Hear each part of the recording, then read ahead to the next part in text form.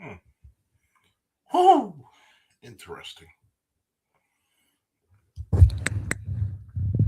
Interesting indeed, folks. How's it doing out there? Mm, mm,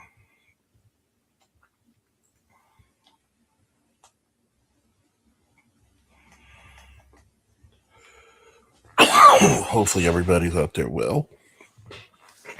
Going through some of this storming shit.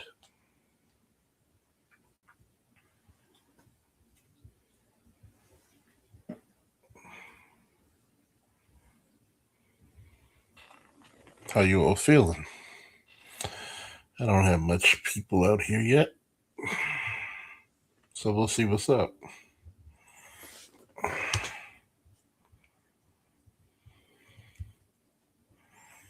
I know that we have a little time and a little discrepancies. Let me know who's in the chat. Excuse me. We're getting rid of the cold, don't worry. The little cough. It's just residual. Cutting it down, folks. We're cutting it down. Don't worry.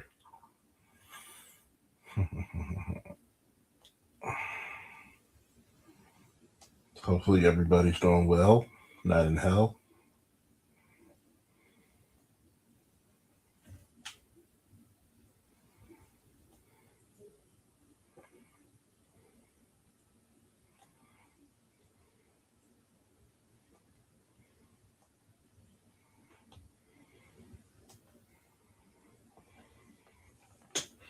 Who's in the chat so far? Hopefully we got our usual suspects. Sorry about that, Mike. Hopefully everything's going well in your life. We're going through this little storm. Little hurricane winds ain't hurt nobody too much.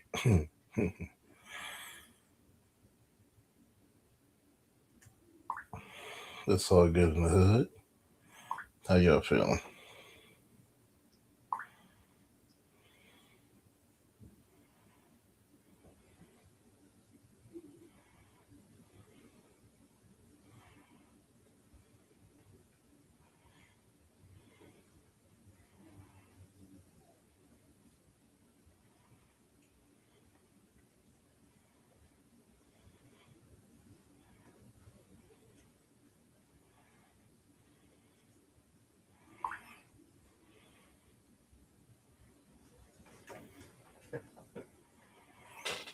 So who's in the building today? Let's get some talk going.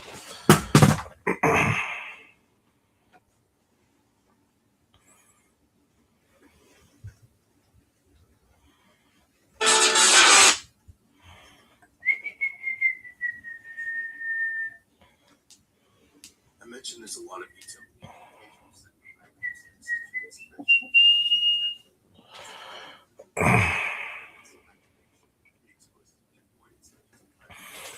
Now, for those of you who don't know, my name is Charles Faulkner Jr., Officer of the Goddamn Law. Hopefully, everybody's well.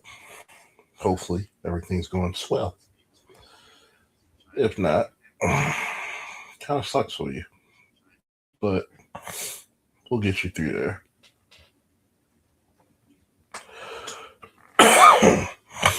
Excuse me. Trying to clear that throat. We're going to talk about some real good stuff. Some heavy, some not.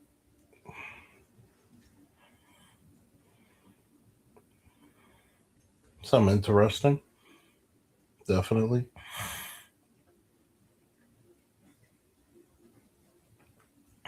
I like to talk about different subject matters. Some people may agree with, some people may not. I'm one of those people who just don't give a damn. I'm going to talk about what needs to be talked about. That being said, and that being honest, and I think a lot of people are not honest about it.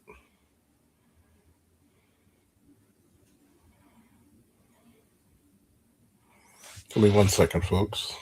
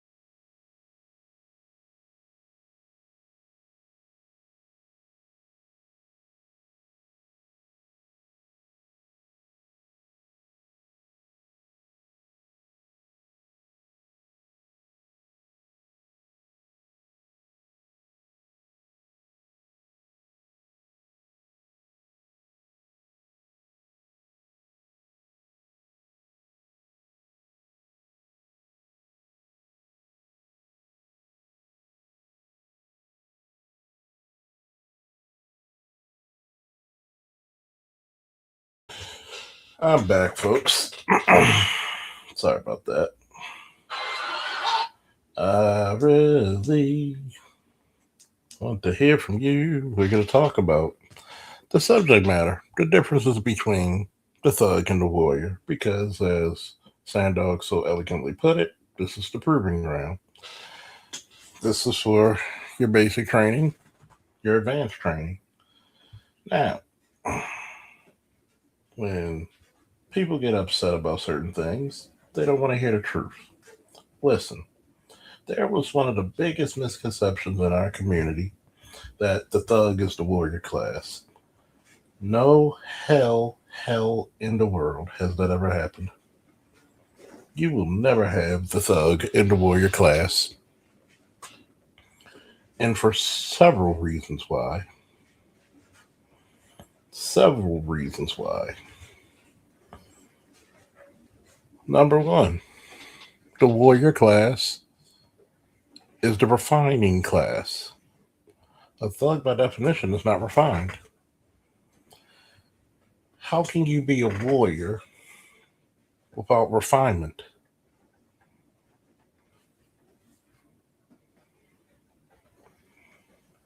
You cannot.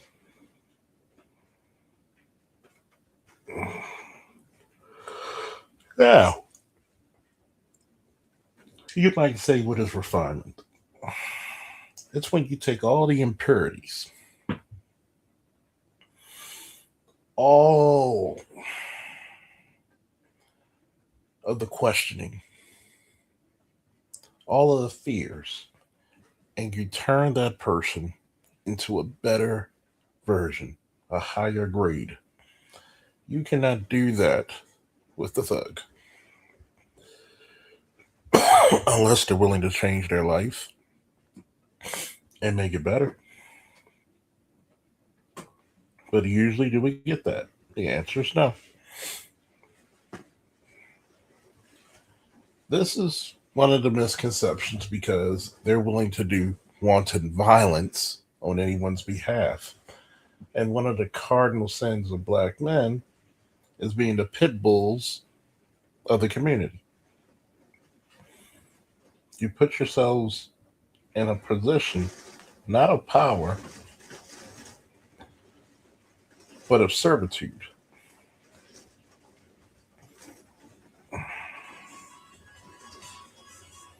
And that servitude and blind loyalty and blind protection is something that's gotten a lot of black men killed.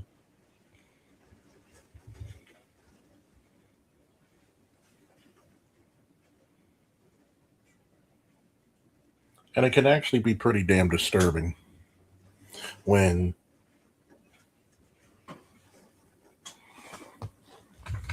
some chick who's cheating on her husband goes tell her brothers to go shoot a house up, right? it's easy for her to send those Nimrods out there because she doesn't have to pay the price. She doesn't have to put her ass out there, right? That is not a warrior because a warrior, his most important trait is to know when to fight and when not to fight. And he would have told that woman, his sister, you were doing dirt and you're mad that your side nigga was doing him. Get a fucking life and be faithful to your husband or divorce him. But because you have this blind loyalty, trust all women, which you should never do, you see, and you know the case from the football player. The woman can't even take responsibility when they caught her in text messages. She hit shit up. And she literally said, I didn't mean for his house. I meant for anything but him or anybody else. So how would you know if he's home or not? That's not a warrior. That's a dumbass. And then guess what? You're dead with a couple of your buddies. And guess what she's going to do? Go fuck the next nigga on her husband. Yes, if that dude was any type of dude, he would have left her anyway.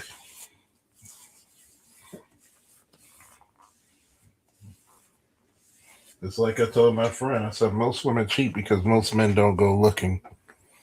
Most men got enough shit to worry about. And most men probably know already what they fucking date and marry. You know if she a hoe or not.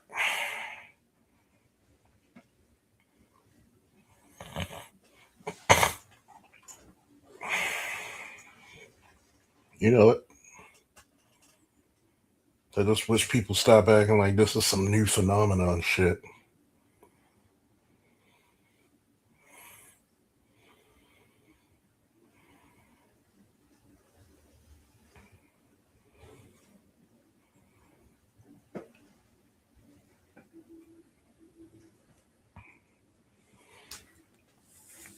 And the saddest part about it is that women have gotten this protection without actually being held responsible for it. And then what happens? You abuse it. You don't have any consideration for anybody's life. Hell, you date some of the most dangerous people you can find. You'll have children by them.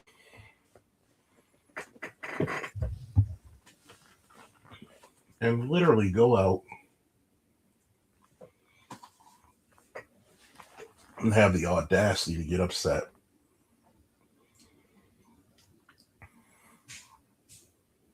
Well, you're going out causing harm, destruction,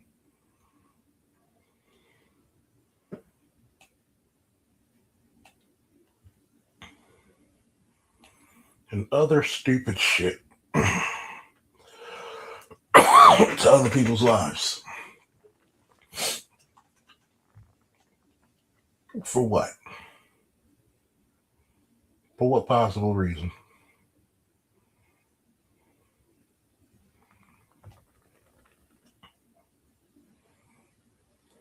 But you don't give a shit. You don't give a damn.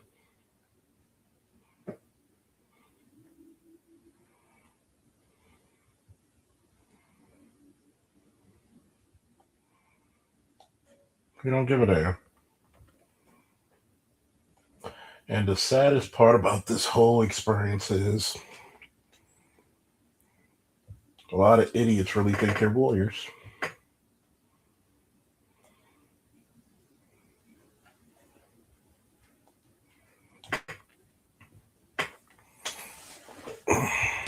More about the difference between the warrior class.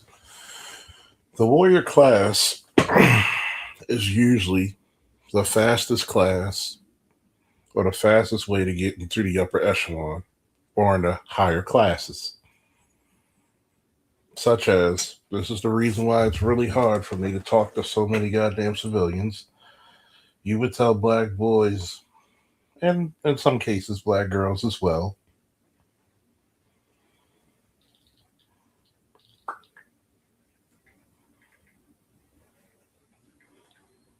equality is a motherfucker.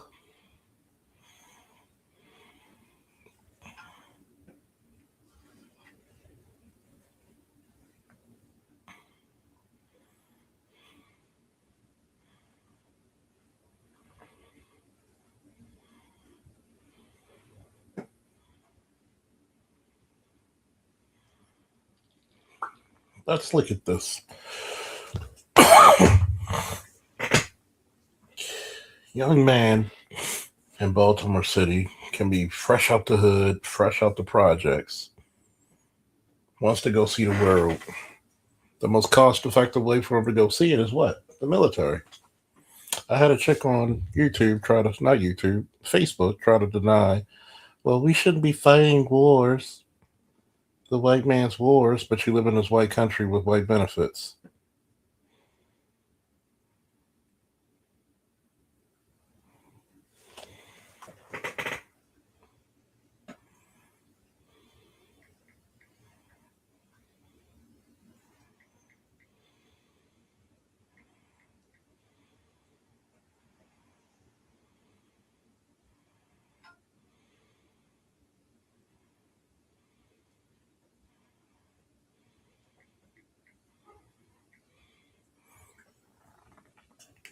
Now, this black woman said we shouldn't be fighting the white man's wars, but you don't realize that you enjoy this first world lifestyle. And if other entities want to bankrupt your economy, who's going to defend that? If other entities come over and want to capture or subdue your people, who's going to defend that? But yet, you're okay with the thug living out in the street. You're okay with the thug. And how many times have we seen this shit? A GoFundMe because you can't bury this kid who's out there wayward because you didn't want to educate him properly. You didn't want to put him through school. You didn't want to make sure that he was going to be a contributing member of society. You got to go get a GoFundMe to bury or cremate his ass. But you're worried about him dying in war when only 12 to 15% of the military actually does the fighting. It's support, service support, majority. Most of your technology, 90% of your technology, if not 99, goes to the military first. What do you have in the equivalent of the black community that could equal the benefits of the military? Especially since it's gynocentric and you make sure the girls get first before the boys. You don't make sure your sons can read. You don't make sure your sons study. As long as the only time you really give a damn about your boy is if he can put a ball through a hoop or he can run another ball 100 yards down a field. But when it comes to his education, you don't care if he reads. Because only what? 10% of black boys, by the time they reach the 8th grade, only can't even read on the 8th grade level. How are you going to get into the upper echelon if you can't read on the 8th? How many black boys are blocked from joining the military because they can't pass the ASVAB? But you'll have the audacity, the audacity to say, we can't find men on our level because you don't want any.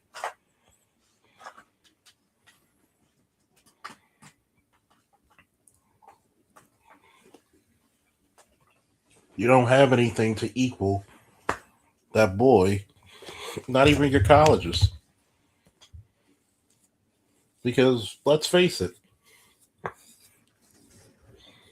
They'll have enough money and funds to go to college, pay for the books, pay for the computers, pay for the courses, and literally be debt free. But you'll have these chicks who have master's degrees and insert subject matter here, and she's 120 to $200,000 in debt. And yes, we do have females in the black community who go to the military, but not as many as the males. And I have nothing against the females joining as well, as long as they do their due service. Yet, we have so many times leave our boys to the wayside, convincing them not to take the benefits, not to take the education.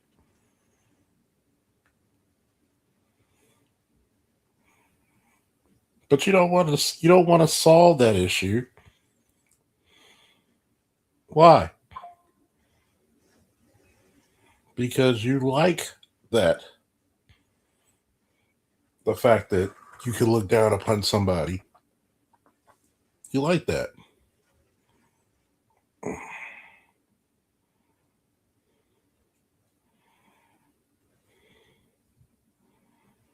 Why do you like it? Because somebody has to be subservient.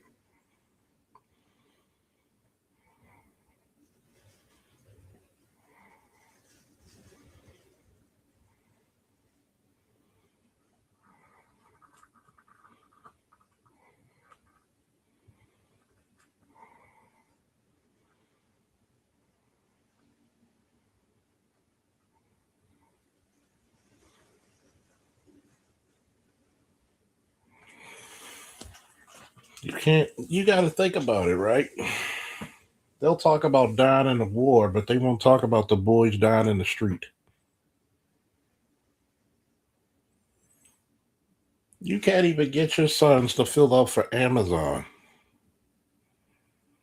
because you're too busy having programs for all the girls and you're sucking up all the damn resources from the boys. And what's the matter? You don't make in Women do not make any innovations. Women naturally play it safe. Out of all the inventors in the world, very few are women, and there's a reason why. Because if we still had to go by women, women don't go and challenge the environment, they nest in it. So that means if we actually had women as our leaders, we would still be living in caves. We would not look for innovation.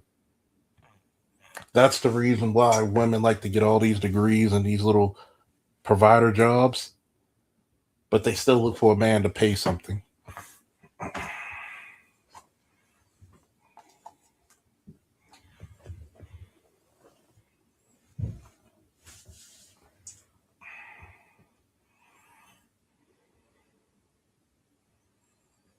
Remember, equality's a motherfucker, right? Who we got in the building? We got 9 people listening. I like audience participation. I like know who's listening to me. And this isn't no hate on black women or any women. I'm just talking the truth.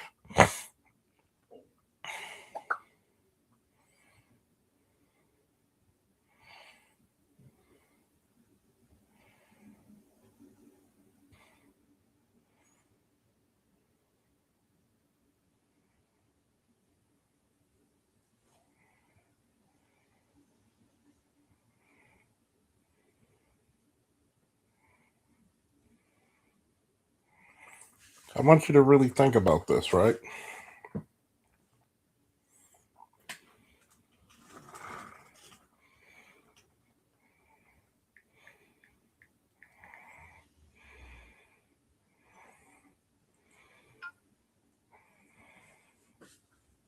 When it comes to the survival of your people or actually pushing them forward, what is needed?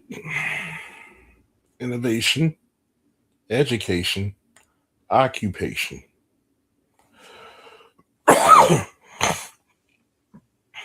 Too many times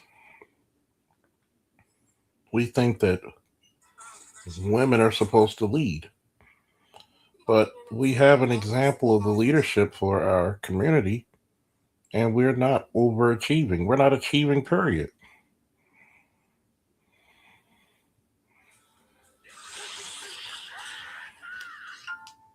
This is the reason I was on AB Media's channel the other day, and it showed you how much, how much of a deficit it truly was to have what?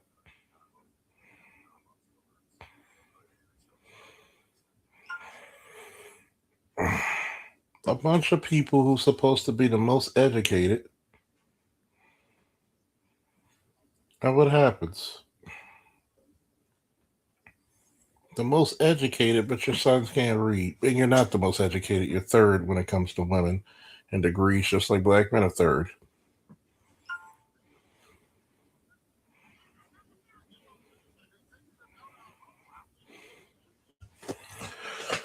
So let's look at this shit real quick. You suck up most of the resources when it comes to housing, education, with or without children, by the way. But you don't want us to go to the military, but you don't want men to come out and say, hey,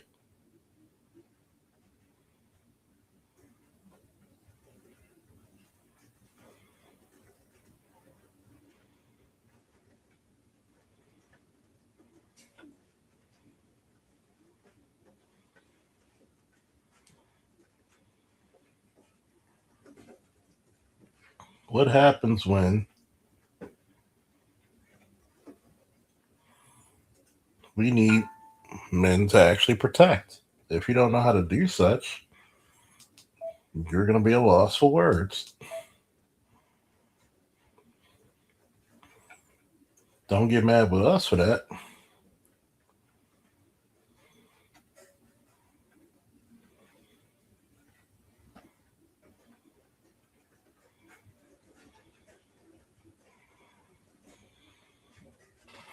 Now, another part about the thug not being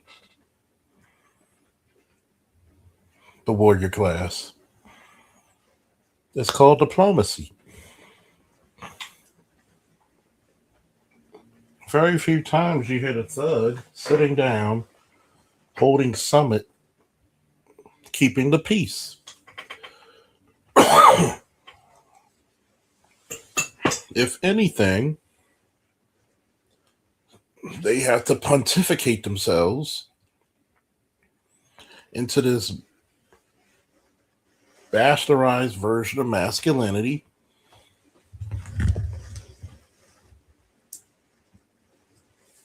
and create wanton violence to get their respect. Things that can be totally accidental, such as stepping on a person's shoe, accidentally backing into a person, is seen as what? Grave offenses. You live off of just intimidation, no diplomacy. The littlest things, such as walking with the wrong colors in a damn block in a certain neighborhood, trying to get home, minding your business,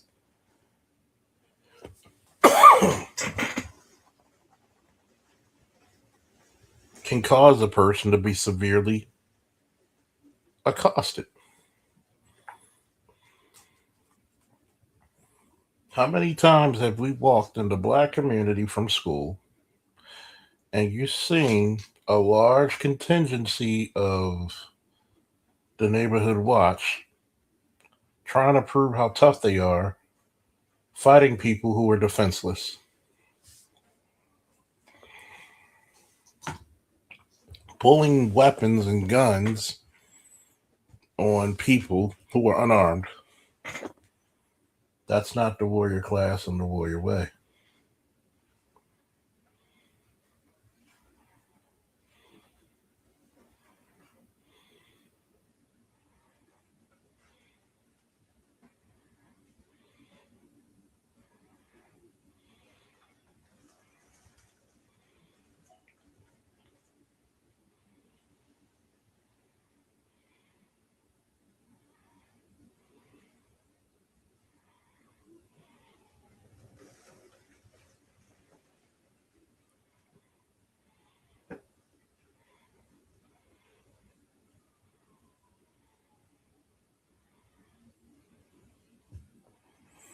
But what you understand is you got to be aggressive all the time. Nobody likes to say you get more flies with honey than vinegar. Is the sound gone? What about now?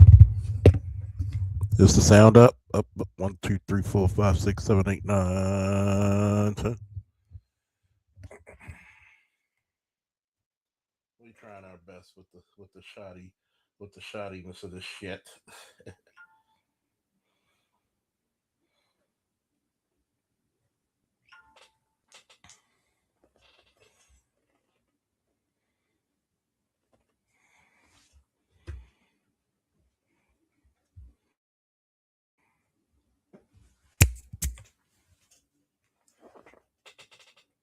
So I want you to think about that. No diplomacy, no treaties of peace, no sense of what? Humanitarian efforts.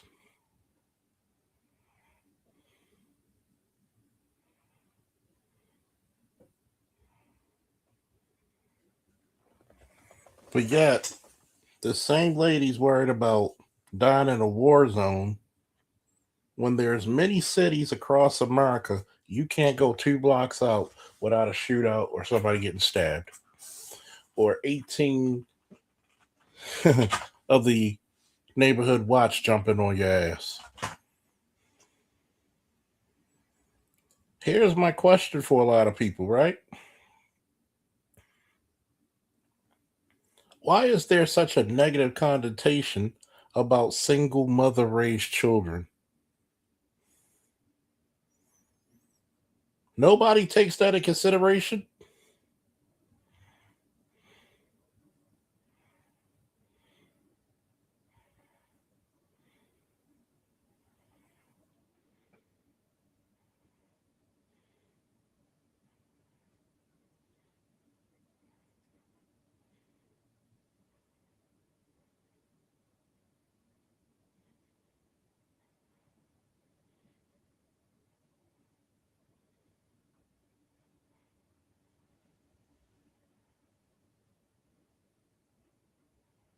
Nobody ever takes that into consideration. And I'm not saying this is all single mothers, but the overwhelming majority, if you look at the stats, the stats are negative. Let's not bullshit ourselves real quick, okay?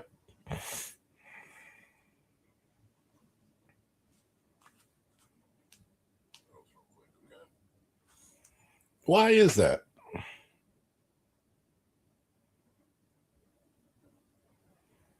Why is it negative?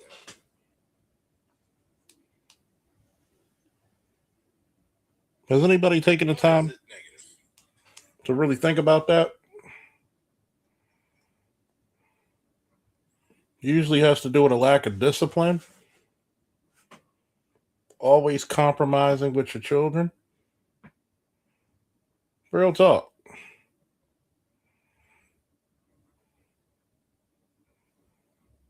You don't want to develop or cultivate, but then you want somebody to play stepdaddy to do so. So when mama can't do diplomacy with daddy or even the women at her job, guess what happens? That son who's never seen how men are supposed to really conduct themselves in civilized society, he's gonna be a wanton fucking hellion.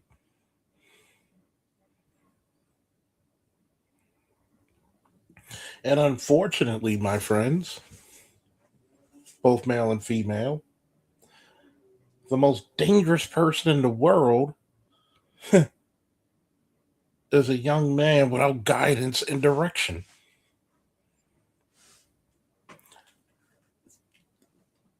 A group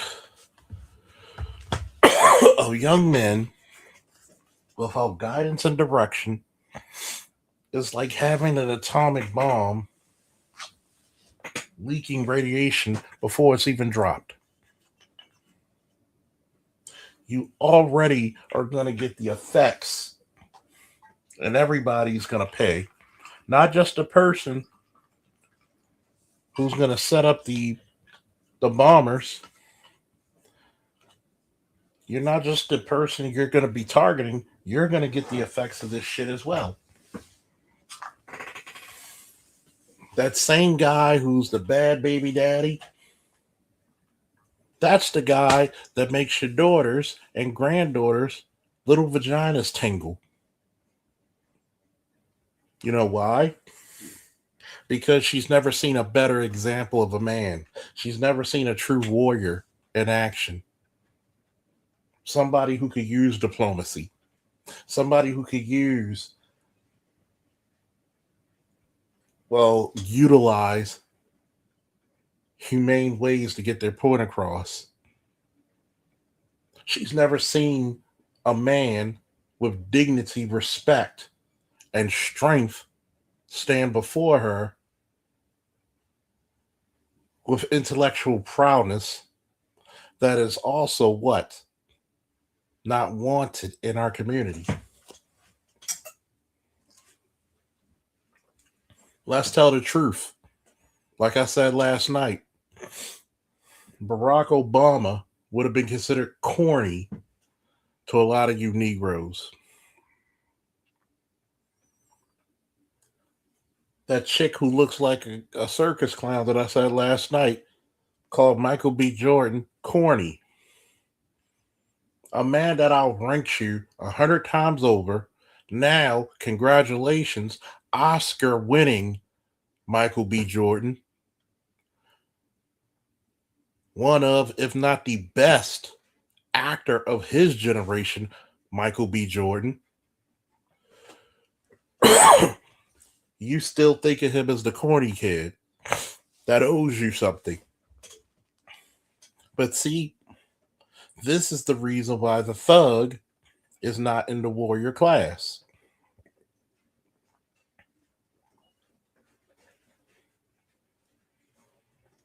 Because the thug lacks refinement. The thug does not know how to conduct themselves in both a theater of combat and a theater of peace.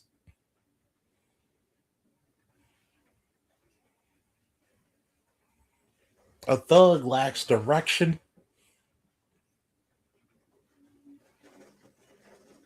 code, honor, and dignity.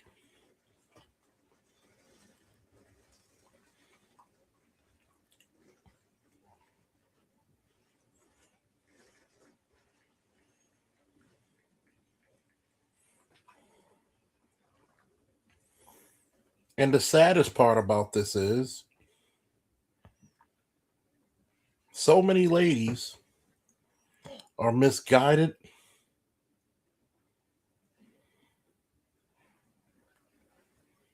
into this action, into this persona. Because you got to remember, a lot of these dudes who are the so-called thugs are cosplaying.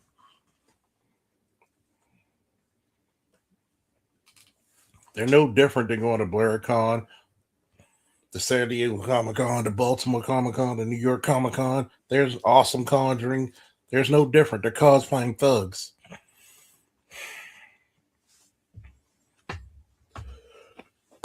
It's no different in the war. There's only but so many of you who are willing to fight and get down with the get down.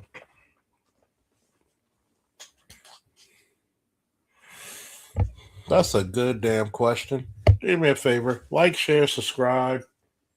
We need to build up my subscriber count. Definitely trying to get to 7,000, maybe 10,000 by the year. That'll be a nice little goal to try to take on. And maybe I could actually do this shit full time. You know what I'm saying? But I'll answer your question. Shout out to my boy Obsidian. To ask the question is to answer the question. You don't deserve shit. You earn it.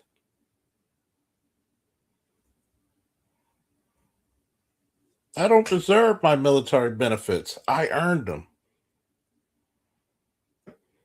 Okay? I earned my position. I earned my rank. What's funny is this. The question isn't if they deserve them. The question really should be, did they earn them?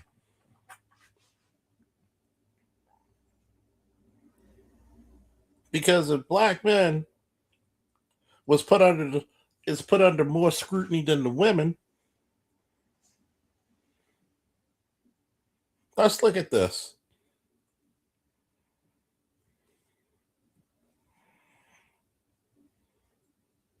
Let's look at this.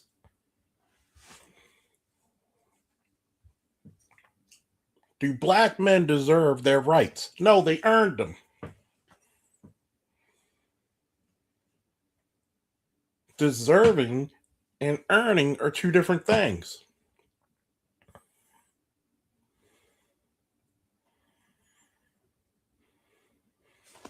You may say your children deserve the world, but did they earn it?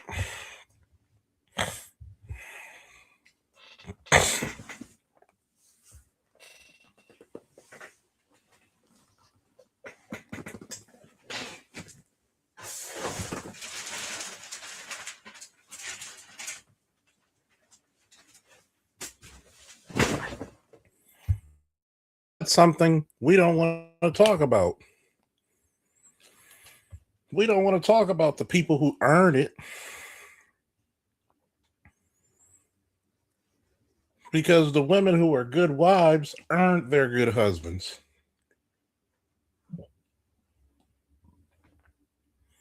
We don't have to question that, do we? We don't have to question the mothers who are great mothers. Do they deserve? Did they earn cash children? Did they cultivate them? Did they invest in them? Because two of the worst investments you can ever have is what? A car and children. We love them, but what are you getting back for them? That's black pill for your ass. Thank you.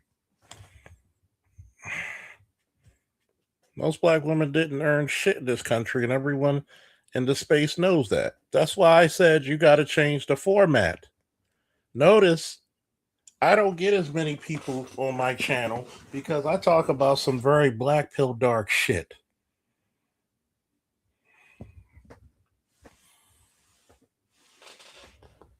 I will tell a man who never earned his way, what the fuck you crying about? Did you earn it? Did that champion earn that medal, earn that belt, earn the top spot on the podium? Does he deserve it? No, nigga, did you earn it? Did you earn it?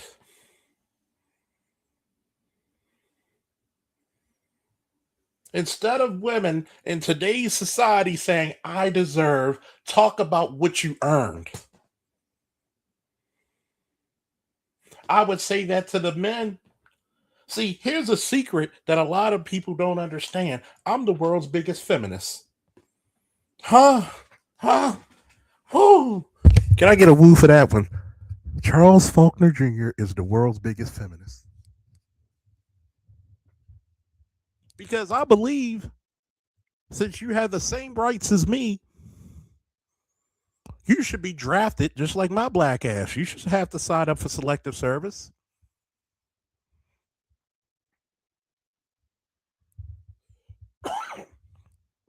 You should have to pay child support. I think we should do 50-50 everything down the board. 50% of women pay child support, 50% of men. 50% of women should be drafted, 50% of women. How about them? 50% of women should be homeless, so 50% of men. But this is the reason why Charles Faulkner does not believe in equality. Is the biggest lie that we tell our children every day. Do you want your child to be equal to every other child, or do you want them to be better? Tell the truth, shame the devil, and uphold the black pill.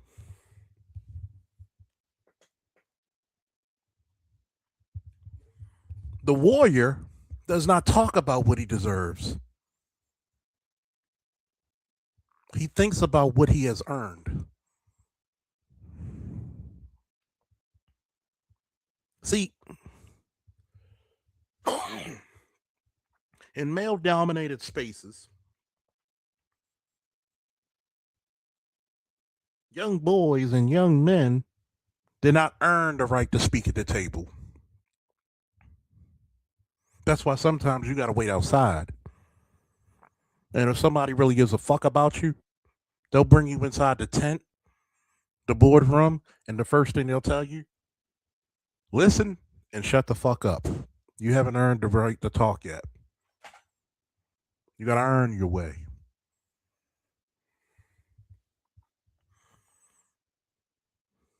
Ladies and gentlemen, we're joined in the chat by the Macho Man Alongo Savage, everybody's other favorite Baltimorean, ABM, the Angry Black Man, that G known as the All Star God, AB Media, J Money, what's up? And Captain Jack, meet me down by the railroad track. Expecting a big announcement from Zack Snyder at the 5-year anniversary of the Snyder Cut. My daughter and Snyder shares a birthday. Hey, it's been meant. It's meant. And assalamu alaikum, and hopefully you and your family are safe with my blessings. The captain said, power has to be taken. You cannot leave life to fate. Men must grab the bull by the horns. Certain things in life must be imposed and not neglected or negotiated. Sorry, read it wrong. See, that's the part about earn. You know the reason why I'm a big fan of combat sports? Because you have to be refined. If anybody who's been listening to me, who's my favorite Street Fighter character of all time? Who's my favorite Street Fighter character of all time?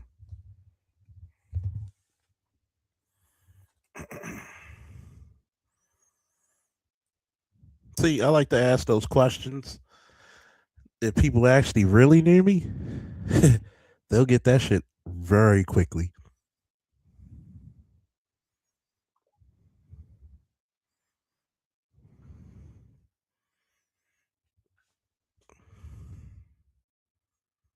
I want you to realize this. My favorite Street Fighter character of all time is Dudley. Ryu is the ultimate warrior. He's the eternal warrior. Dudley is the eternal gentleman. Let's realize this shit, right?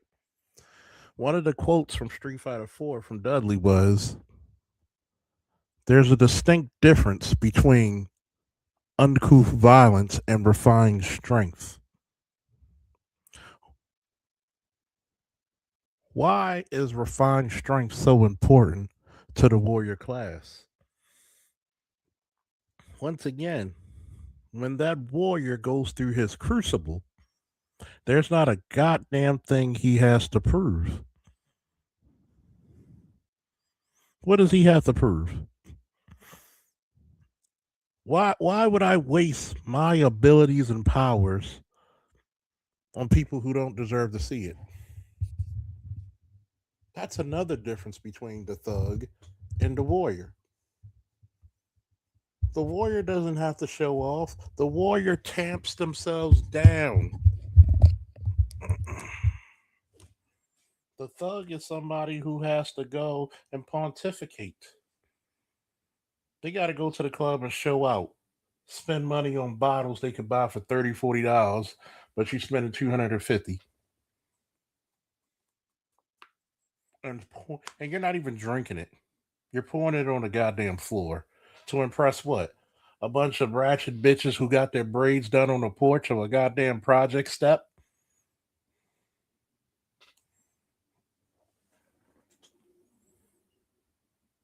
Oh, notice today's live stream has been directed mostly towards males.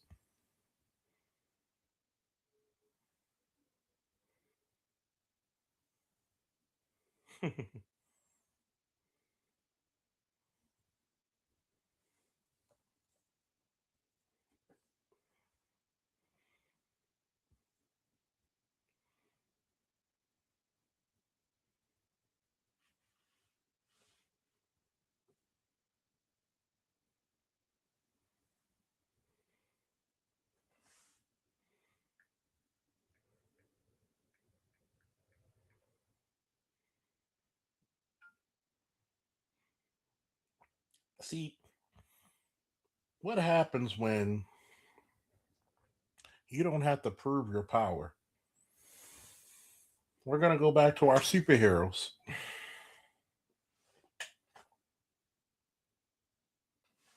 Does Batman need to come out the sky and say, hey, be scared of me? No. If you're in a dark alley, you see a 6'2", 6'3" man in a fucking bat suit, it's going to scare the shit out of you.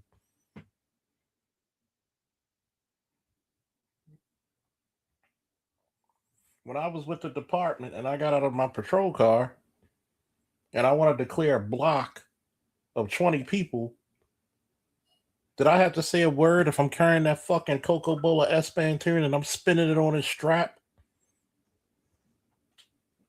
Or was the fact of the matter that if I could spin that shit like Mighty Thor does Mjolnir, was the point already made without a word being said? What's understood doesn't need to be said, does it? See, true power does not need to be spoken because true power, even in silence, is already invoked.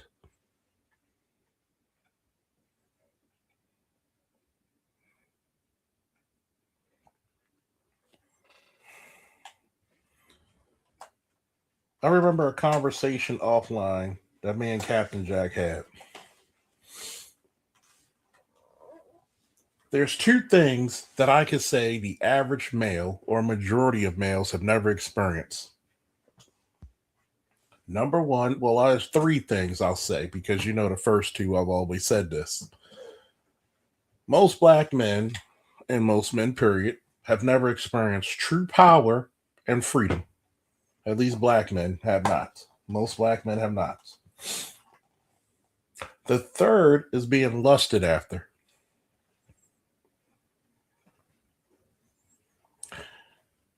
All three of those are some of the most powerful things that you can ever experience as a man.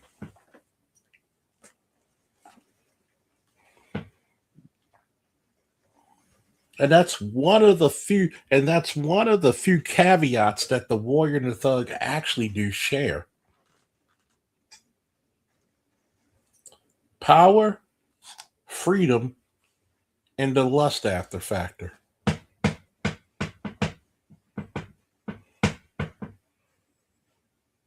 Who tells the best stories? Cops, criminals, and the military. We don't go to Sean Ryan's clips because we want to hear about the boring nigga.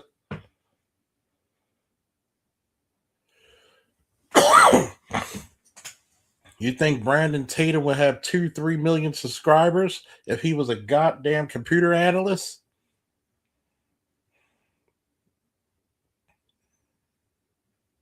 If I change my whole format and besmirch my people, I would probably be bigger than him because I have the military background on top of that.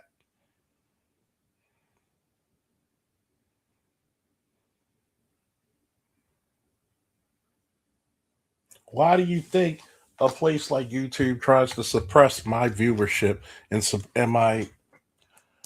my subscriptions?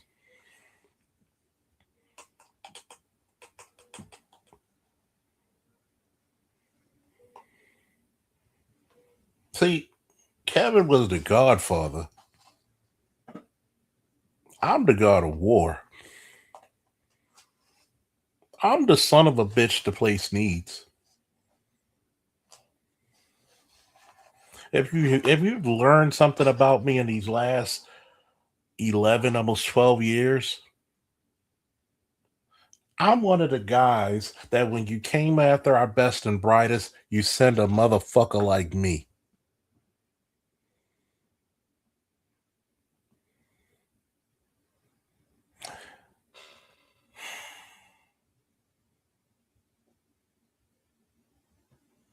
Your so-called trolls, your so-called Iron Bangs, your so-called Super Sense all fell to the might of the Incredible Folk. Have you noticed that? Have you noticed why I got to do my show most of the time late night? I'm banned on social media talking about half the shit. Every time somebody on YouTube want to debate me, here's my fucking channel. Let's fucking go. You want to talk about true power, true diplomacy? True diplomacy is that I let more motherfuckers live that probably didn't deserve it. And I'ma just say that much.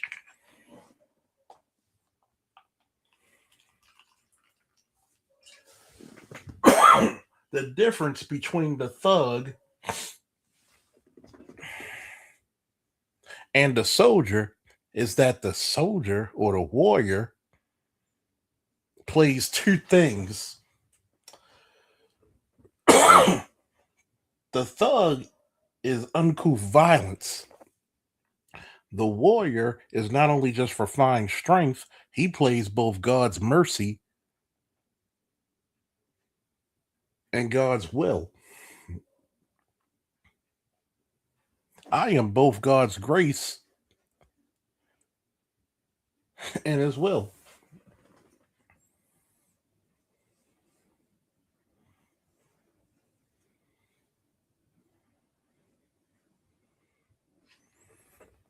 I believe in righteous anger.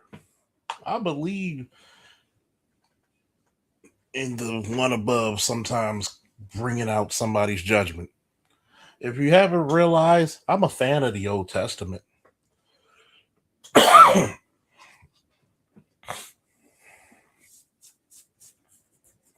See, before we had kings, we had judges. So you know, a lot of women in our fucking community say only God could judge me. Bullshit. He had two whole books of that shit. He had a book of judges before he had a book of kings. See, when you start saying that nobody can hold me accountable, nobody can tell me shit, you just became a detriment to yourself and everyone around you.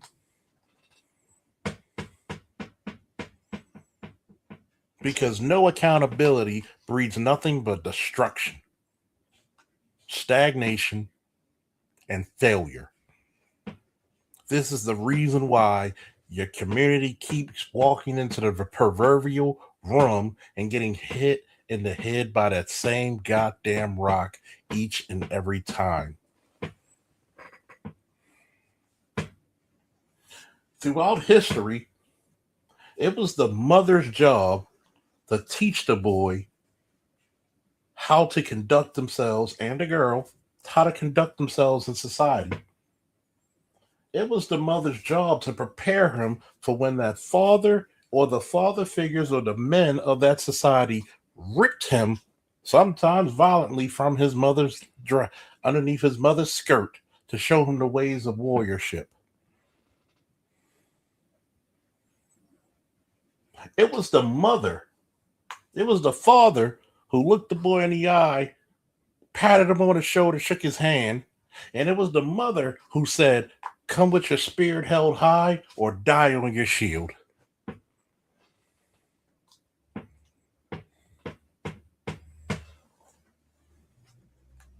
The same way your mother instilled upon you to be the greatest goddamn warrior scholar, and that's another thing that we're going to get into. It's the same way you see King Von's mother and how she looks and wondering why she's still alive and he's not. You're living off your deceased son's name. Look at Freddie Gray's mother. Shall I go there? Do y'all want me to go there? Look at Freddie Gray's mother. A goddamn crack addict. A goddamn fiend with a mop head with a fucking mop for a wig to get on television and talk about how good her son was when you know goddamn well you never fucking raised him because you were hooked on every goddamn rock from limestone to sandstone, from granite to fucking and you want to sue the fucking city for a bastard that wasn't worth shit. I've read the forensic reports page by page. The medical examiner agreed with the goddamn forensic expert y'all paid for. And they still gave your uncouth asses $10 million so you could put it up your goddamn nose. This is the shit that I get sick of. A bunch of motherfuckers like you get rewarded from bringing fucking poison in our fucking city, and you get rewarded from raising a hellion who wasn't shit when he was alive. I said it. I'm tired of people getting fucking rewarded from raising hellraisers who fucking sell poison to his people, and we're supposed to celebrate that motherfucker? We're supposed to celebrate people who put poison in our fucking shit? You fucking cursed fucking Ben Cardin, but you celebrate fucking this nigga? You celebrate an illiterate drug dealer? You celebrate a mother who couldn't even find the time to fucking sober up on a fucking camera to talk about her deceased son? When come to find out, all his injuries were self-inflicted? More than 2 to 3 medical experts looked at the body outside of the medical examiner of Baltimore City, who is not going to cover a cop because guess what? They're not going to sacrifice their $300,000 a year job for anybody. But we're supposed to feel sorry for this crack whore who couldn't raise her son properly. You couldn't even get this little motherfucker out the projects. You were a burden on society yourself, and then you bring this little motherfucker here.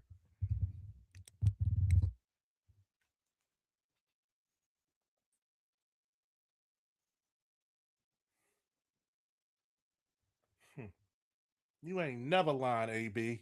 You ain't never fucking lying.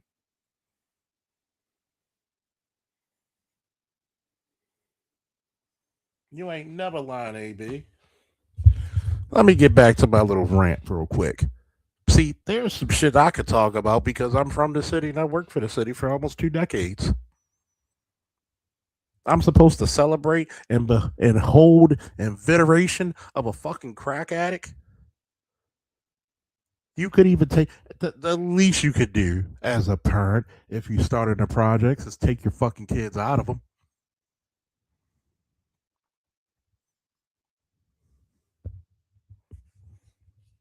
Sorry, motherfuckers. Just nothing but fucking ashes, flour, and wanted destruction behind them. That's what I saw. The black woman isn't God. The black woman became a goddamn shame. And it's not all of them, it's the overwhelming majority. I'm sorry, black women, who are actually the righteous ones. Y'all need to speak the fuck up. Let's talk some truth real quick. We're going to get back on our warrior shit, but I got to speak on this. I got a bone to pick with you, black women. I got a fucking bone to pick with you. And I don't give a fuck if you think I hate you or not, because guess what? The ultimate love is not to lie to you.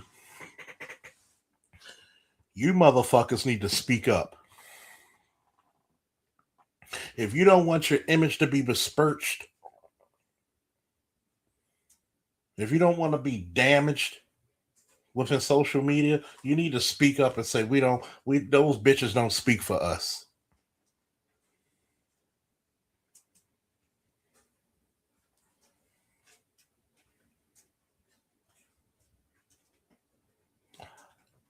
I'm not going to allow a criminal to speak up for me.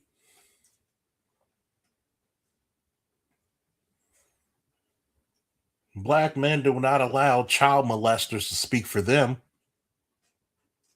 But somehow, some way, Meg Thee Stallion, Cardi B, Sexy Red, and all these bitches speak up for you? Who the fuck are you? Is this what you really want to be looked at in the world? The 3 things a woman is supposed to do is protect the image, the honor, and the glory of her men and children. And in the words of Oliver Queen, aka the Green Arrow, you failed this community.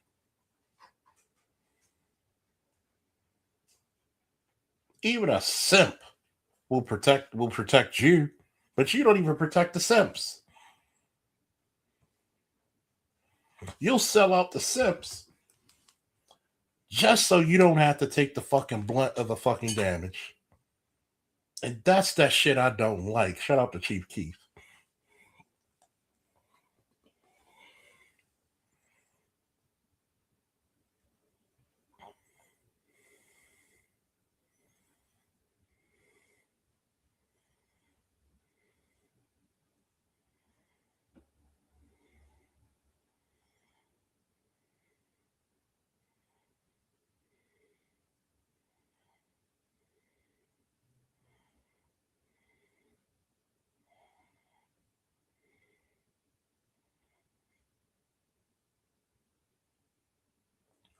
Nobody wants to talk about that. Here's another aspect that people don't understand.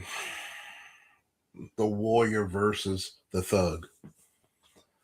The thug never has to go through refinement classes such as calligraphy, such as song, such as dance, such as wooing a woman properly, such as chivalry, such as writing, painting, drawing, some type of science, something that made him more than just a sword, more than just a blunt object. It made him a scalpel. It made him sharper than obsidian blades. He was a man of great thought and of great action. He was scholarly. Have you noticed how many people in the military start to get degrees, higher levels of learning, certifications? Same difference. Where does the thug's equivalent? To go to jail and be a better criminal?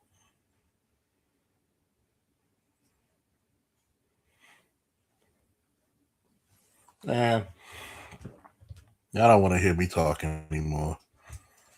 Y'all don't want to hear me talking the goddamn more. And this is the worst thing, right? This is the worst shit. And I got to go back to these clown fellas who do this. Because I know none of the people on my fucking subscriber count does it.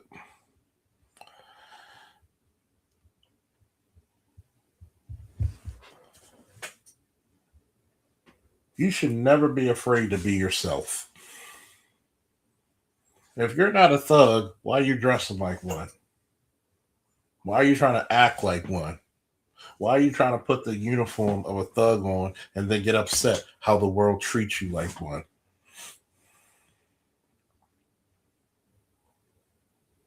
You want to put on your shiesty mask because you think it makes you look tough, cool, and intimidating.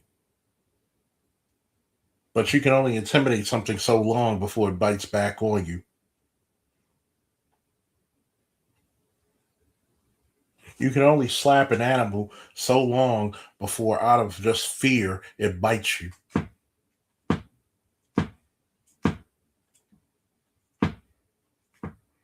Only but so long. Ladies and gentlemen, we're joined by AB Media. Hey, what's going on, Charles? What's up? What do you think about the show so far, about what I was speaking on? Yeah, there's a difference between a warrior and a thug. Huge difference. Notice we had a bunch of dizzy broads years ago try to say the thugs are the warrior class. No, sir, read Bobby. When does the fucking white people allow the redneck to be their warrior? Ooh. How about never?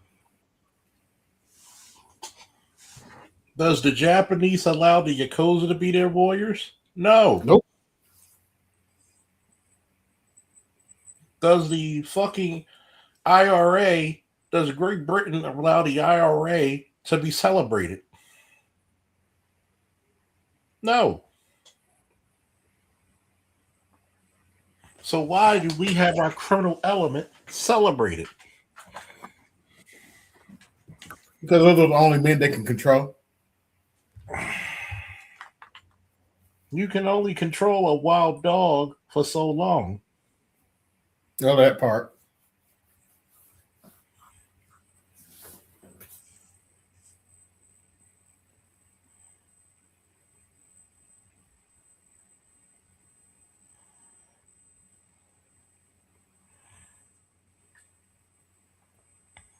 But nobody wants to speak on that.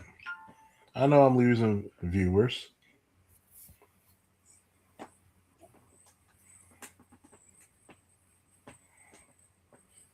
Well, we got to speak on it. Even people don't want to listen. Why do you think I got to do my shit? Mm-hmm. I just posted that picture. Go ahead. I just posted that picture I sent you on Facebook. This is the black community in a nutshell. Yeah. You don't want. I remember our friend was like, your opinion on women. I said, let me ask you this question. Is my opinion on women not true? Let me ask you this. Your mother raised bad fucking sons.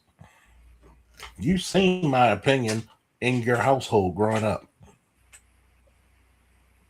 Mm-hmm. It's so amazing to black women when they find out I truly don't need you. I just went up on my percentage on disability from the VA. Oh, congratulations. Thank you. And it's getting higher and higher. I just had another evaluation.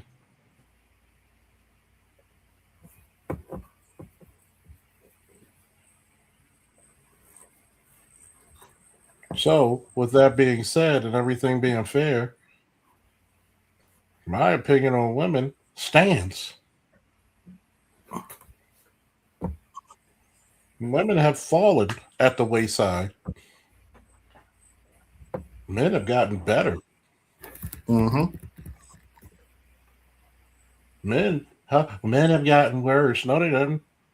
We still protect the country. We still protect your cities. What have you done? Mm-hmm. You made it worse.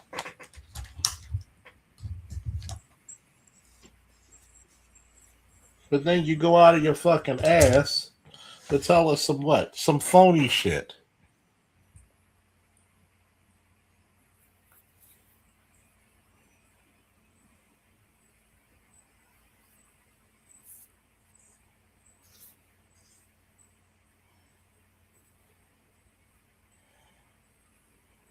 Yeah. Very true.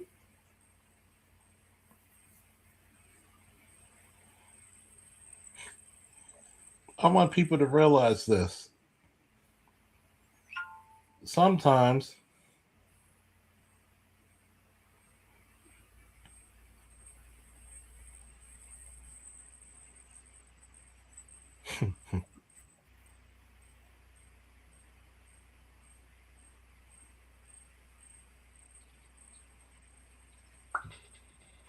sometimes the truth is even more of a bigger blow than an insult. No, no, no. Not even sometimes, all the time. Black men are so abusive. No, we're not. If we were so abusive, a lot of you wayward bitches would get your ass beat for for the least amount of disrespect. If you think we're horrible, go to Mexico, Mm-hmm. go to Afghanistan, and do some of the shit y'all do. You don't go to medical, you'll end up missing without your head. Mm-hmm.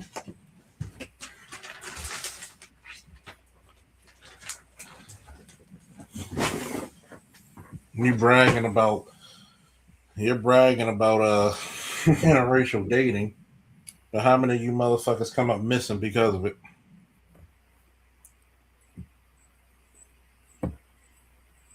Correction, missing in pieces. And I'm not praising that. I'm just asking that Me question. neither. Let's ask the real questions. Oh, you just want to see black women hurt. No, I don't. No, I don't. I want you to act like you got some goddamn sense. That's what I want.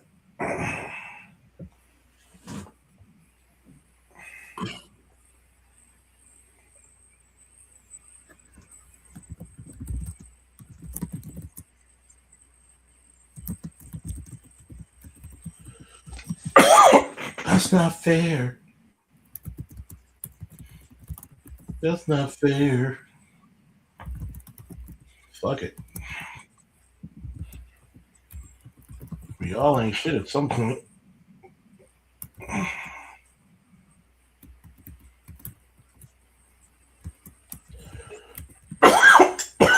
Excuse me.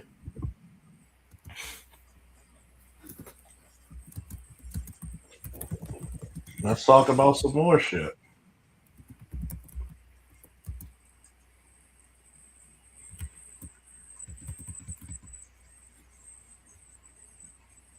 If you really want the best type of men, why are you still dealing with the worst of us?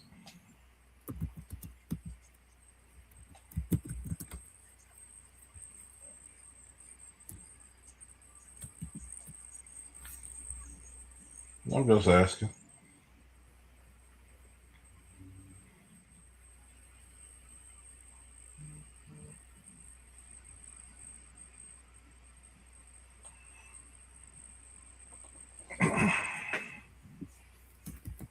You talk about being zesty.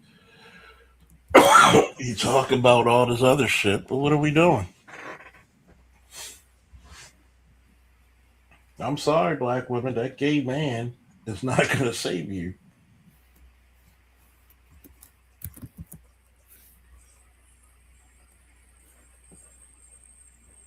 He's just not. He's actually your competition. Mm-hmm. He's just too afraid to tell you that.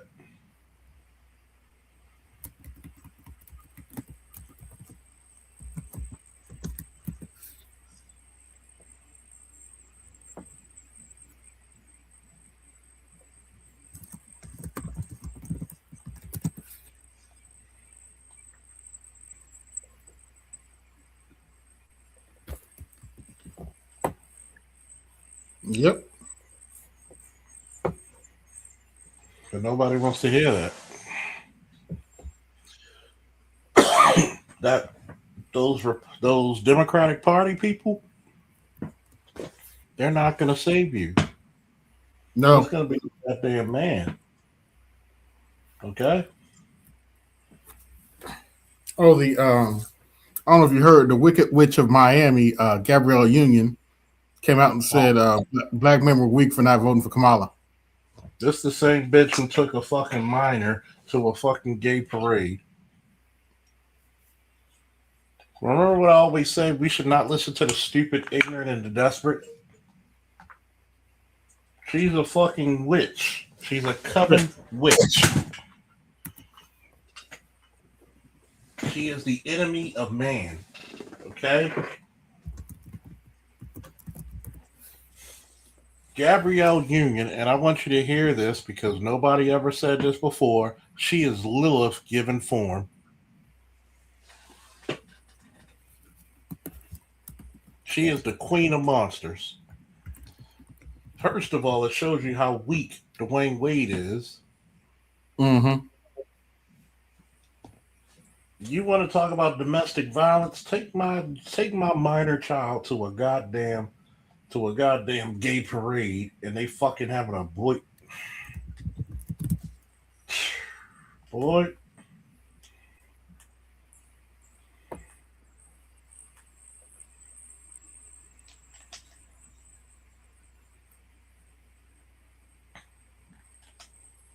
You niggas don't know.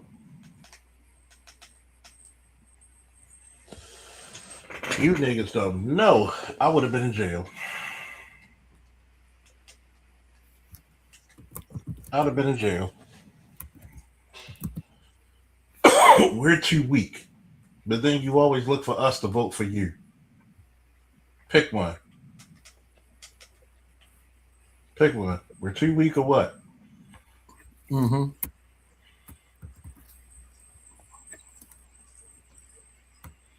Which one is it? We're too weak or we're not?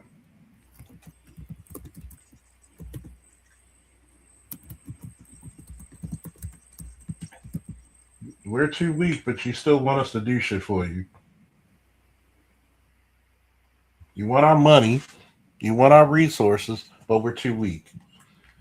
This is how you ask for shit?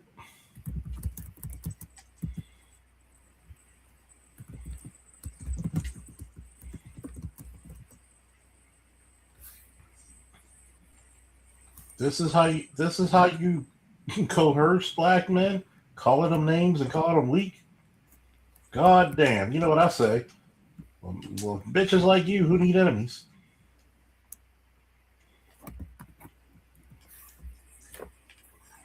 Who needs them? This is not hatred. This is what you display to your men. Mm-hmm. Do you hear Asian men being talked about like this by their women?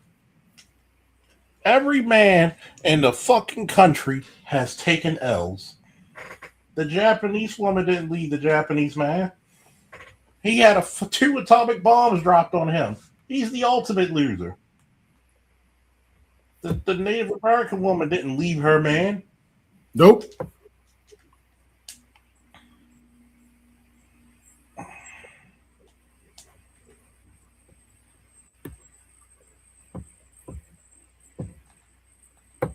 Guess what? We're the losers. We're weak.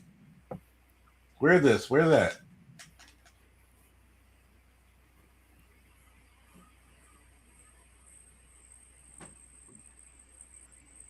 We're all this shit, right? We're the weakest. We ain't shit. But then when we say, okay, we agree with you, we're gone. Why we gotta stay? You're gonna take my abuse? No, fuck you. Mm-hmm.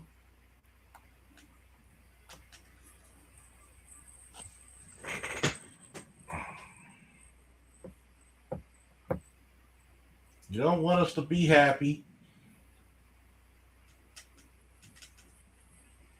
You don't want us to be sane.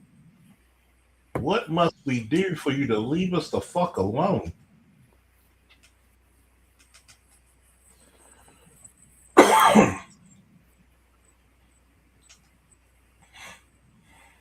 I say this all the time.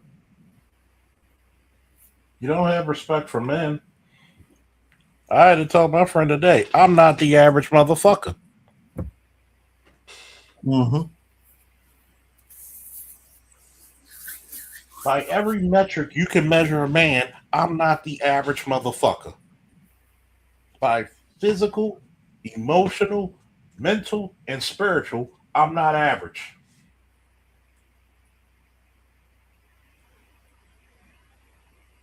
You don't know when you're getting a fucking godsend in your fucking life. It's not my fault you don't have a good fucking reputation. It's not my I'm out fault there either. you're dating married fucking sorry ass motherfuckers.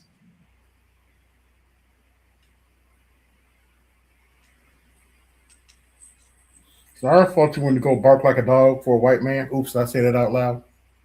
Think about it. Wait, I'm gonna ask this question again. What's the black man's equivalent to ghetto gaggers?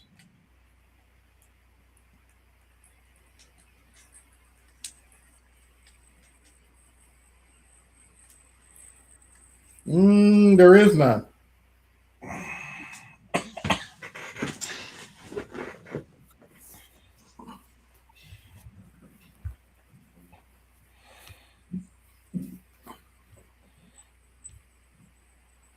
Whoo!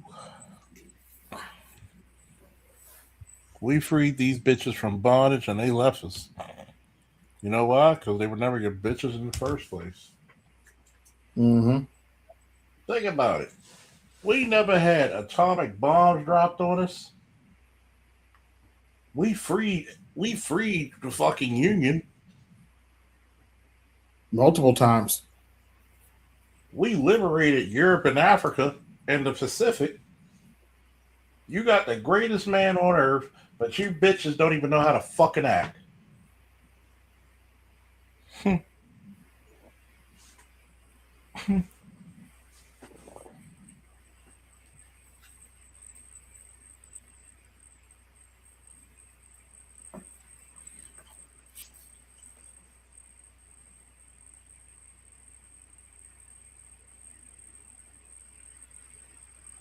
I want you to realize that.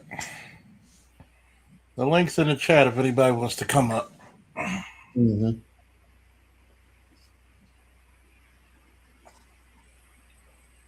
But this is the part I really get upset about with the fellas. Not the ones here or our subscribers, but the simplicious. You can't even respect them as men. You gotta put their hair up in like rainbow bright colors and shit.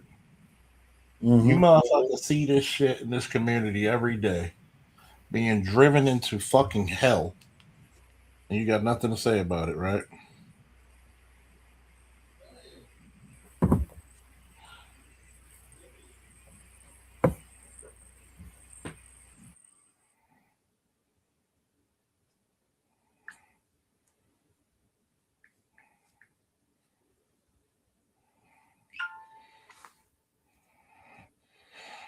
I mean, think about this shit. I want you to think about this on a fundamental scale. Why should we give a fuck? Why should we? You don't give a fuck about your kids. Why should I?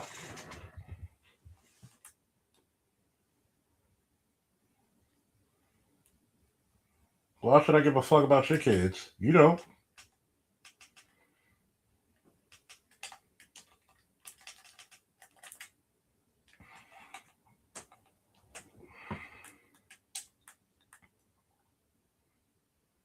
You can't even tell. You can't even take the time to read to your kids.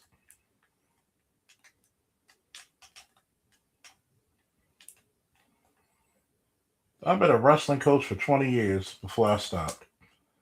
Only one mother in 20 years ever came to give snacks and shit to their kids. I want you to think about that. You couldn't give your sons snacks, sandwiches for the team, but if I went to a white school, that's automatically a given.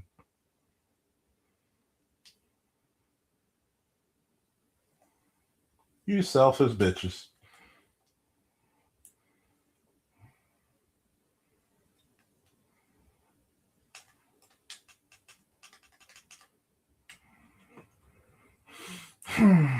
Selfish bitches.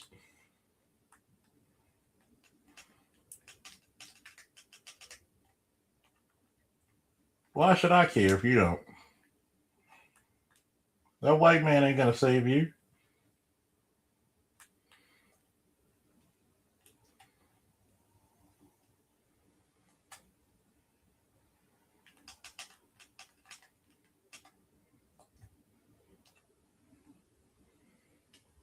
That white man don't want to be around you. Hell, y'all don't even like each other.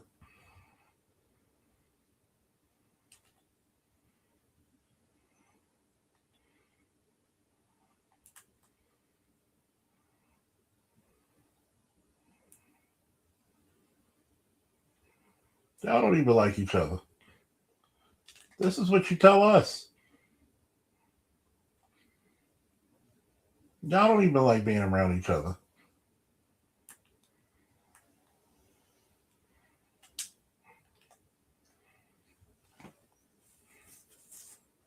But then you have some fools who will sit there and see the destruction of our community and say nothing about it. No scholarships for your boys. No love for them. God forbid he got half a brain.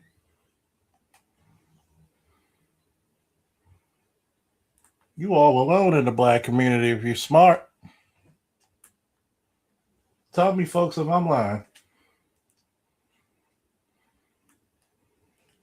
Tell me.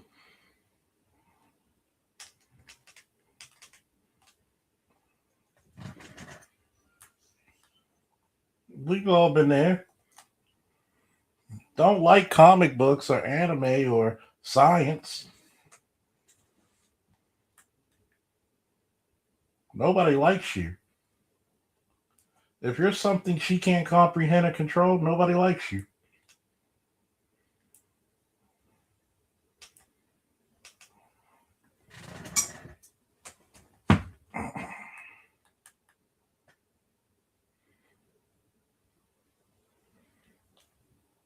You are all alone.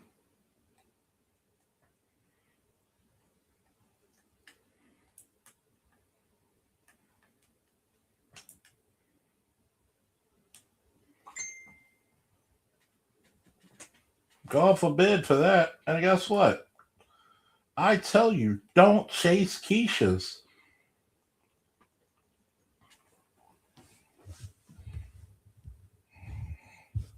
And they get mad when black men date out and marry those who know how to act.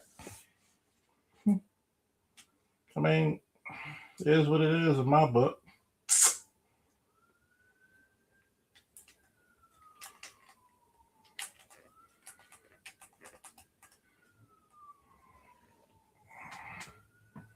It is what it is in my book. That's all I got to say about it.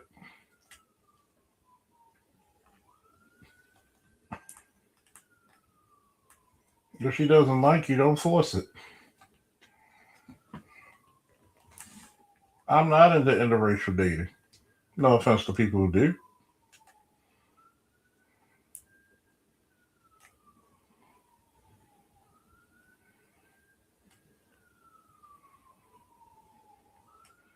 But I'm going to ask this question.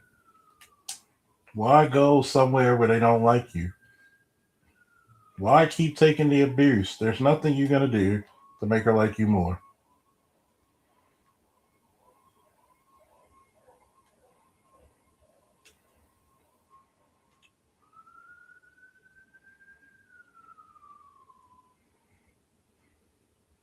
Nothing you're going to do. She can't stand you.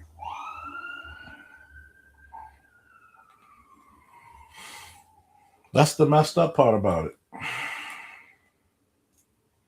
If she can't stand the man she made babies with, what chance do you have?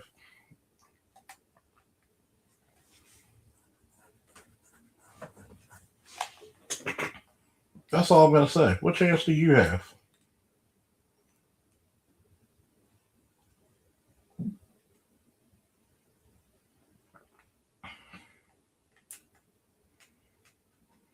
She brought life in this world with this dude, and she can't say anything nice about him. What the fuck you think she's gonna say about you?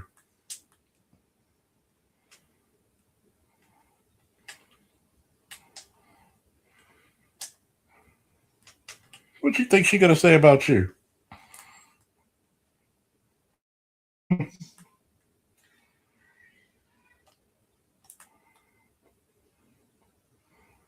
You think she's gonna hold you in high regard? Oh,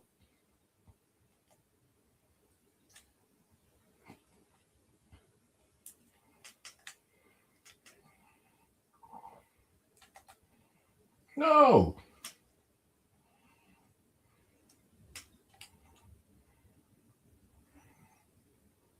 Let's stop.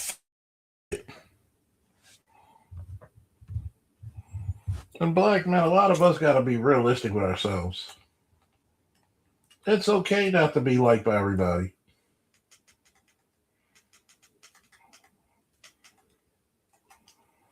It is okay. Sometimes you need to learn how to prefer it.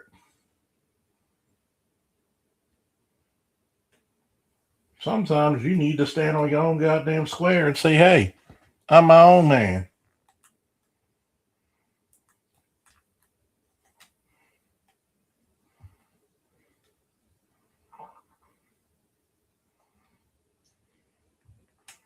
Gives a fuck about dating out.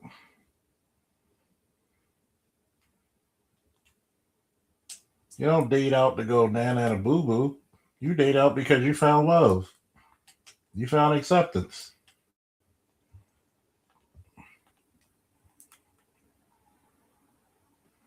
You don't do it to try to get back at the chicks. Fuck them. That's some feminine shit anyway.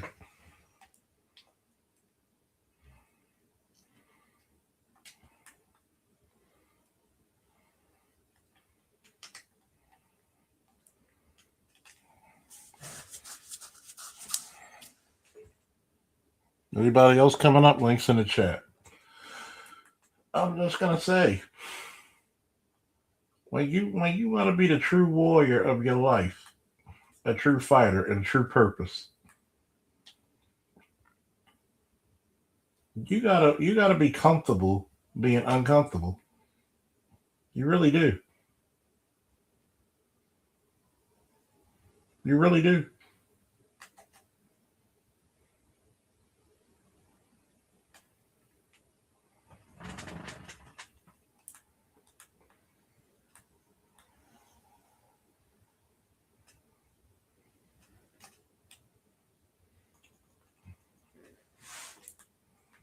Because at the end of the day, the only person that's going to be making you happy and looking out for your best interest is you. Why aren't you in the gym? Why aren't you getting in the best shape of your life? Don't you deserve to live?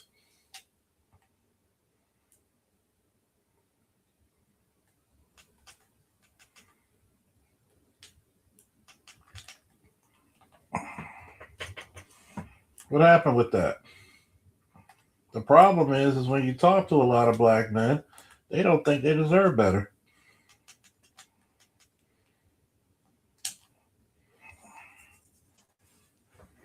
You don't think you deserve to be healthy. You don't think you deserve to be happy. You think that being a black man means your existence has to be the most miserable shit that's ever been known. And I'm here to tell you, no, it does not. You don't like black women. You don't like talking. You always say something about black women. Okay. Let's say this one fact will be right.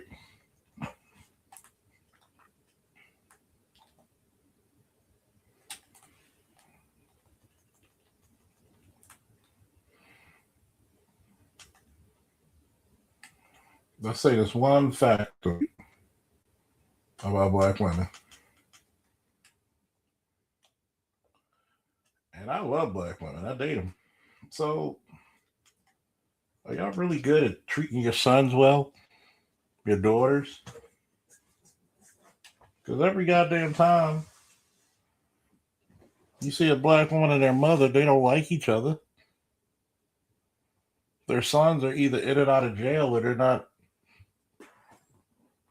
credible men.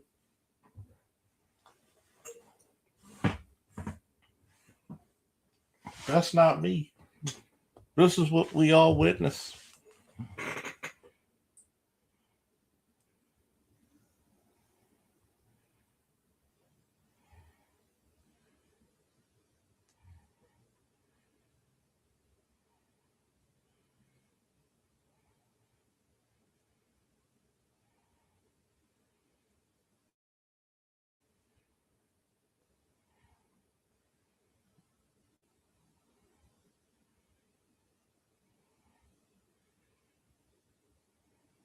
Think about it.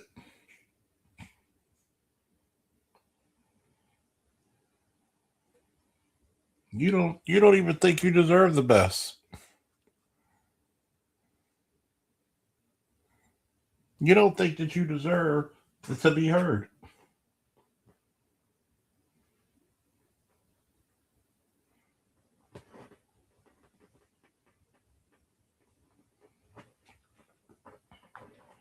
I think it's shameful.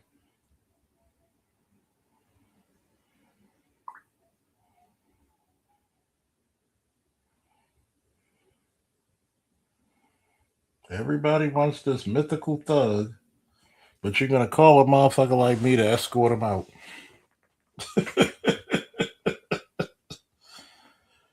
Pick a struggle. Pick a struggle.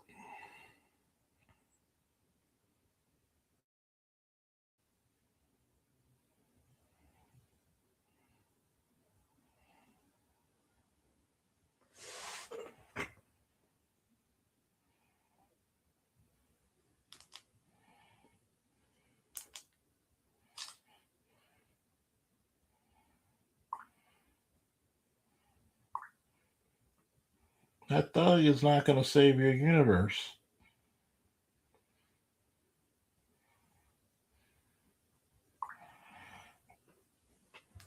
But I have to realize this ugly, ugly thing. That thug, you never wanted to be saved. That's why that Project Pat, we're joined by the black man that's always angry, and Captain Jack meet me down by the railroad track. Put that bayonet in your hand. What's good, gentlemen? What's good? What's What do y'all going think about the show so what's far? going on, huh? So, What do you think? the thing is, Charles, is that, I'll say this and I'll shut up, right? Because I'm going to say my daily goofiness, right? The thing is that I did a show with Green Gorilla a long time ago. And when it comes to leadership, right, egalitarianism does not always work. There's a time and place for certain things, right? So when I took my troops to war, right? The way that I would function in garrison was not the way that I functioned, again, during the wartime, right? Because that wasn't the time and place.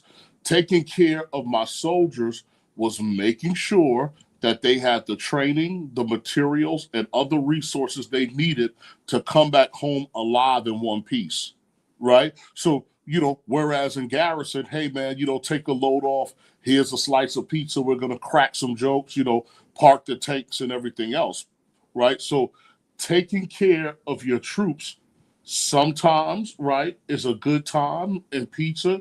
And more than often than not, taking care of troops is making sure that they're properly trained, right? My platoon sergeant was a master gunner, and we never missed an opportunity to go to the range, right? So if the master gunner from the other Cav unit called and said he had extra ammo, you know what that meant? That meant that we were going to the range, right? So my platoon sergeant would come and say, "Congratulations, sir, 3-8 armor call," because that was a mandate that him and I shared, right? We will never miss an opportunity to train, right? And so 3-8 Cav will call, "Oh, they got extra ammo." hey, right, tell the guys to go to the arms room, grab your stuff, and we're going to the range.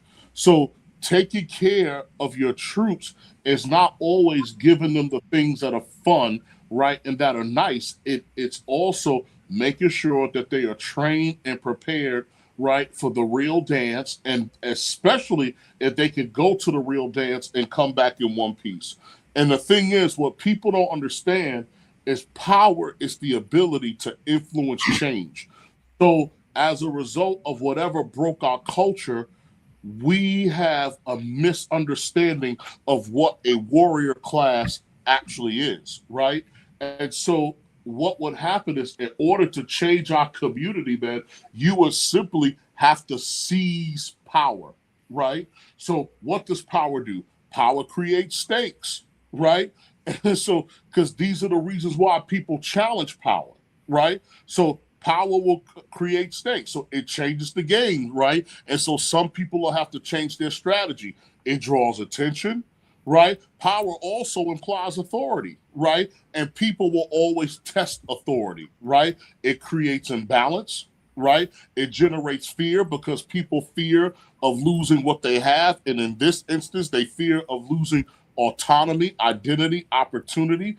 Power shapes narratives, right? And it also creates expectation, right? So power is something that's not static. It's always moving, right? So remember how you and I had a problem with the James Gunn Superman, right? Why did we have a problem with the James Gunn Superman? So you take the Zack Snyder Superman on the rooftop, right? Zack Snyder says, his Superman says, I'm going to take you in without breaking you, right? Because he's coming to bring justice, right? And Lex Luthor doesn't like the idea that justice could be opposed on him, right?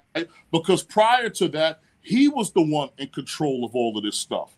Now, when you get to the James Gunn Superman, what is James Gunn Superman doing? He's apologizing to evil for being powerful, right? So since when do you apologize to tyrants and people who spread corruption in the land? So I'm going to apologize to a man that I'm going to apologize to a man that was committing treason, right, by fueling funding wars in terms of the James Gunn Superman, right? I'm going to apologize to a man so selfish that he was willing to split the earth in half, kill nearly 10 billion people, and run off to another dimension. But I'm going to apologize to that guy, and he deserves an apology, right? And so this is how far people have become emasculated in terms of their relationship between manhood and power, right? You should not apologize for preventing corruption from being spread into the land.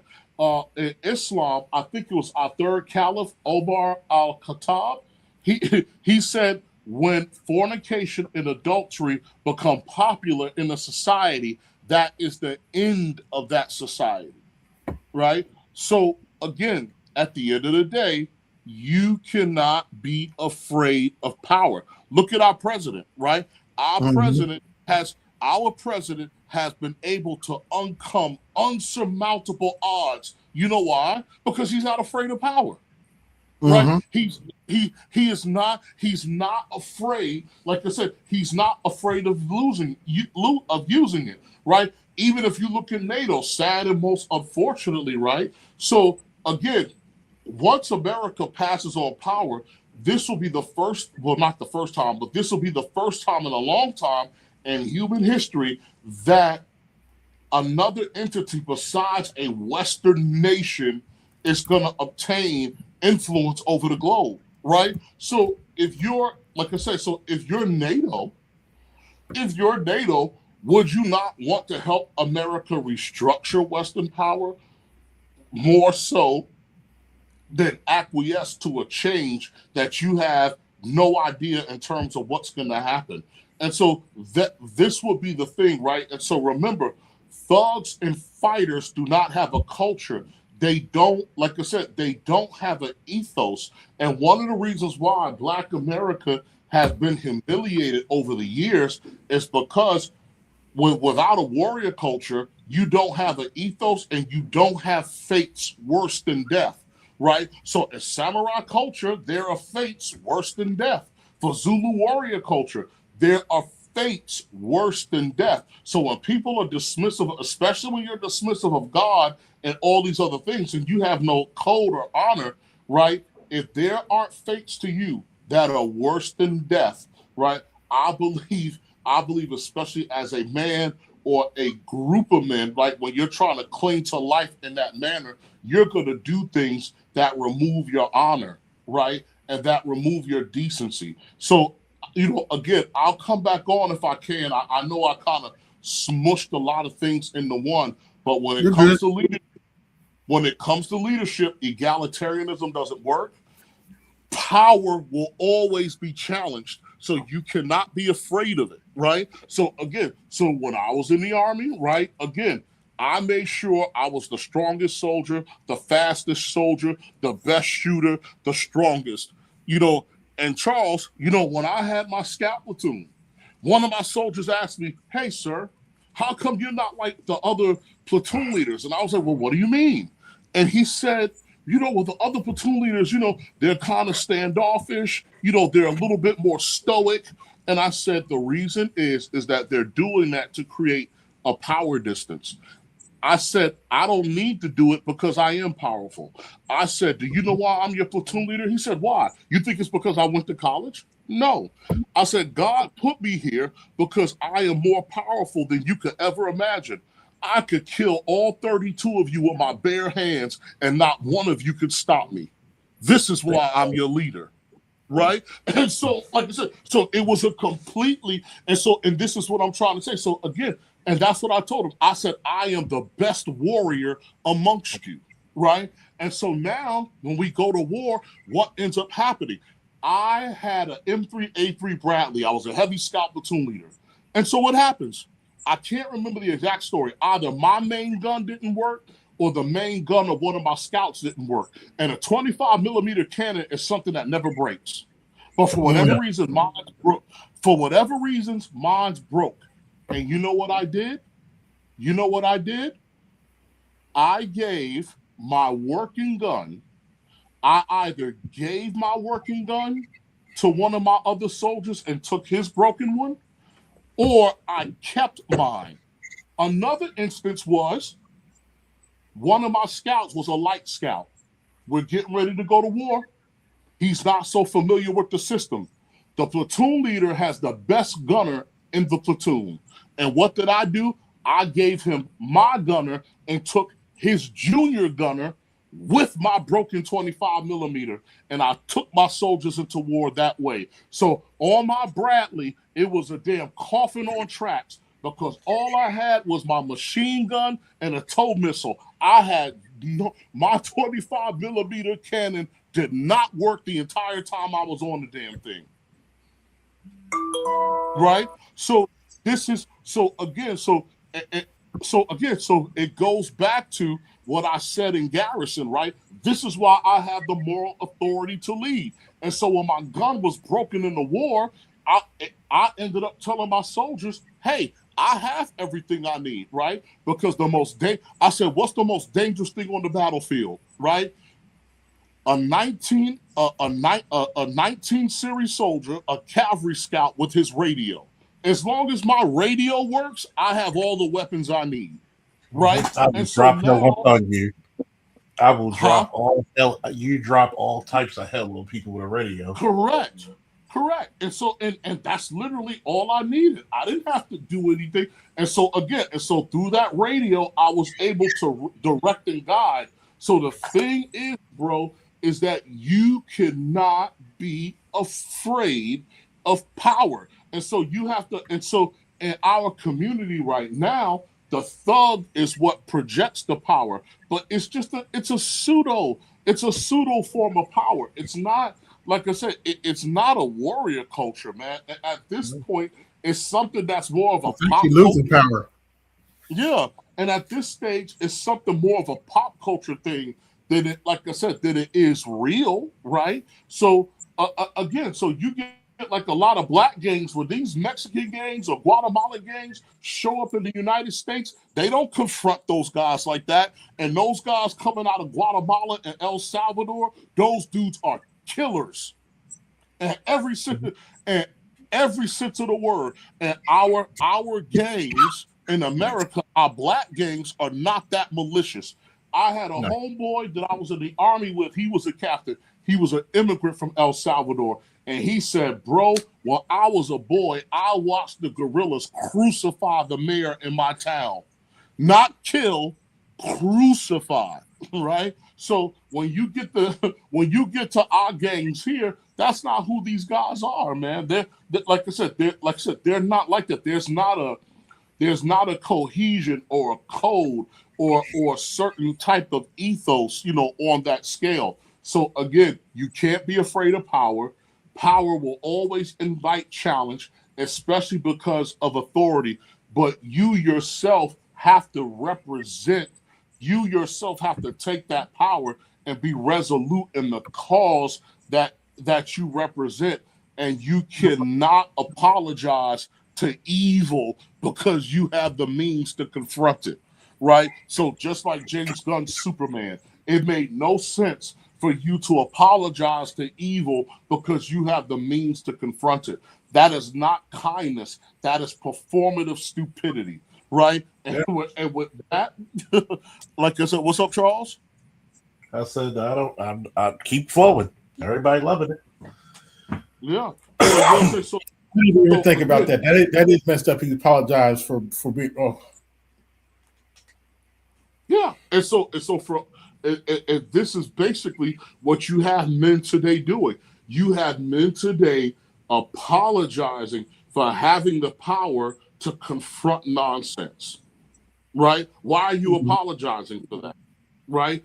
And so even if you look at the left, right, you want to call Donald Trump a monster, right? Which he's not, right? You want to call Donald Trump a monster. But here's the problem, right? With all of your philosophical nonsense, guess what you don't have? You don't have your own monster to confront that monster, right? Nope. All you got is a bunch of nicely manicured, civilized men, right? And so, if Donald Trump's a monster, where is your monster to confront him? And so, is your nicely manicured, civilized man, where is he?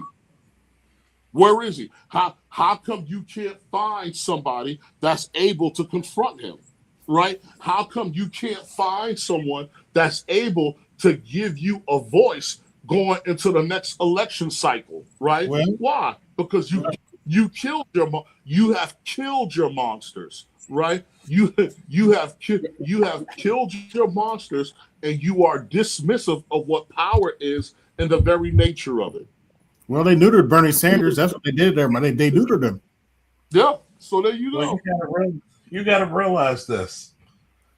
The one thing I talk about power gives you lack of fear or respect of it. Mm-hmm. People be like, are you afraid to walk in this dangerous alley or this dangerous neighborhood? No, I said, no. You know the reason why I'm not? Because I'm prepared to kill anything that's coming to me. See, it's Correct. something when you actually have the ability to defend against it. Why Correct. do I not feel a certain way about the gynocracy? mm-hmm. What consequence are you to a guy like me? You need me on that goddamn wall. What is a chick gonna tell me? Oh, you gonna get that frying pan? You think that frying pan is gonna stop a 275, 280-pound mechanized monster? Nope. Do you know what I could do to the human body and I have done? There's an old saying people used to have about me. If you go in peace, you go to central bookings. If you hit me, you go to shock trauma. Mm-hmm. That type of fucking power can be intoxicating. It's like I said before. You worship King Von, but yet That dude? look at him. Okay. Because guess what? You were cowardly around him. But guess what happened to King Von? The same thing that happened to Mussolini, the same thing that happened to Hitler, the same thing that happened to Bin Laden. Somebody gets tired of your shit and puts you 6 feet deep. Have you noticed that, Yes. fellas? Tyranny does not last for long. Yeah, Sandor, I was at a McDonald's one day, and I know these group of young boys, lollygag and all that crap. So once I got done with my meal, I go out to my car. These young dudes walk out right behind me like I couldn't even see them, like I didn't just see them. And before I got to my car, I just looked behind my shoulder. I was like, "Y'all really gonna do this right now?" And I gave them that look, and they just squirmed back. They like, "Oh shit, they." I was like, "Y'all really about to do this?" Like, come on. Correct. Yeah, because somebody who's a mark, right? Because Charles will tell you, somebody who's a mark by a criminal is somebody who doesn't look confident, disoriented, or distracted, right? So that, like I said, that will be the thing. When you look confident and self-assured, a lot of time, and you have the physicality to match it, they're not going to try you. Right? Yeah, they just backed up. They backed up, act like they were walking in different directions. I was like, I got in my car and left. I didn't even say nothing to him. And so, go ahead, Sandor. Yeah, that would be the thing, right? You had some white man that beat the living snot. Some black kids tried to rob him for his car. In fact, it's a video of it. He beat the living snot out of those kids. I don't know I can't remember if he shot one of them or not, right? And it all boiled down to, hey, they love my property more than they love their lives. Yeah. Right. And like I said, it was something that simple. Like, people want to call it racist. Like, there was some white sheriff or whatever in whatever town, and it was him and there were black guys in there. And what they did, they put out an infomercial on the internet, and they were telling the local criminals, "We will put your little skinny asses under the dirt." And that's what it would take to bring peace into your community. Right. So again, if I was living in the States or whatever, and I was in one of those organizations, I would have no problem telling a bunch of mothers in the audience that, hey, right, if you can't reel your son in, the next time you see him, right, he may be on his way to whatever God he believes in. Right? Because I want a high trust community. I can't go back. I've tasted it, right? Where I live right now, I could go to Starbucks or to a cafe and leave my Apple Mac, my tablet, and my watch, go see a movie, forget I left it in the cafe, come back, and it'll still be there. I want that. I want that. I don't want to go back to anything. Right? I don't want to go. And so whatever it's going to take for me to have it, I'm going to have it. That's what I told that chick. Right. I said, you don't know the liberties that you get for being in a first world country. You don't understand this shit. You don't get to talk about, well, we shouldn't go to war. Then how the fuck do you think you get these liberties? You get to speak to people right now. No. How do you get them? Yeah. Because a woman ain't talking like that to 23 in Congo. She ain't talking like to the dudes in Sudan or in South Sudan for certain. Ask me how I know, right? Ilhel Omar cannot talk to Donald Trump, cannot talk to the people who lead Somalia the way she do Donald Trump. Nope. No. They'll unalive her. And you have to, like I said, you have to understand when Trump talks about respect, right? You have to understand that sad and most unfortunately, right? And for me, I want things to be different. Like I said, I want things to be different, but power is a language that most people understand, right? So, but let's put it this way. So, for example, let's look at Africa. Africa has a long history of cooperation, right? A long history of cooperation. And guess what? All the people that Africa has cooperated with over thousands of years, right? Do they elevate or respect that piece of cooperation? No. Why? Because Africa doesn't have a navy that could come and rearrange your brain cells, right? Africa doesn't have a sophisticated army, right?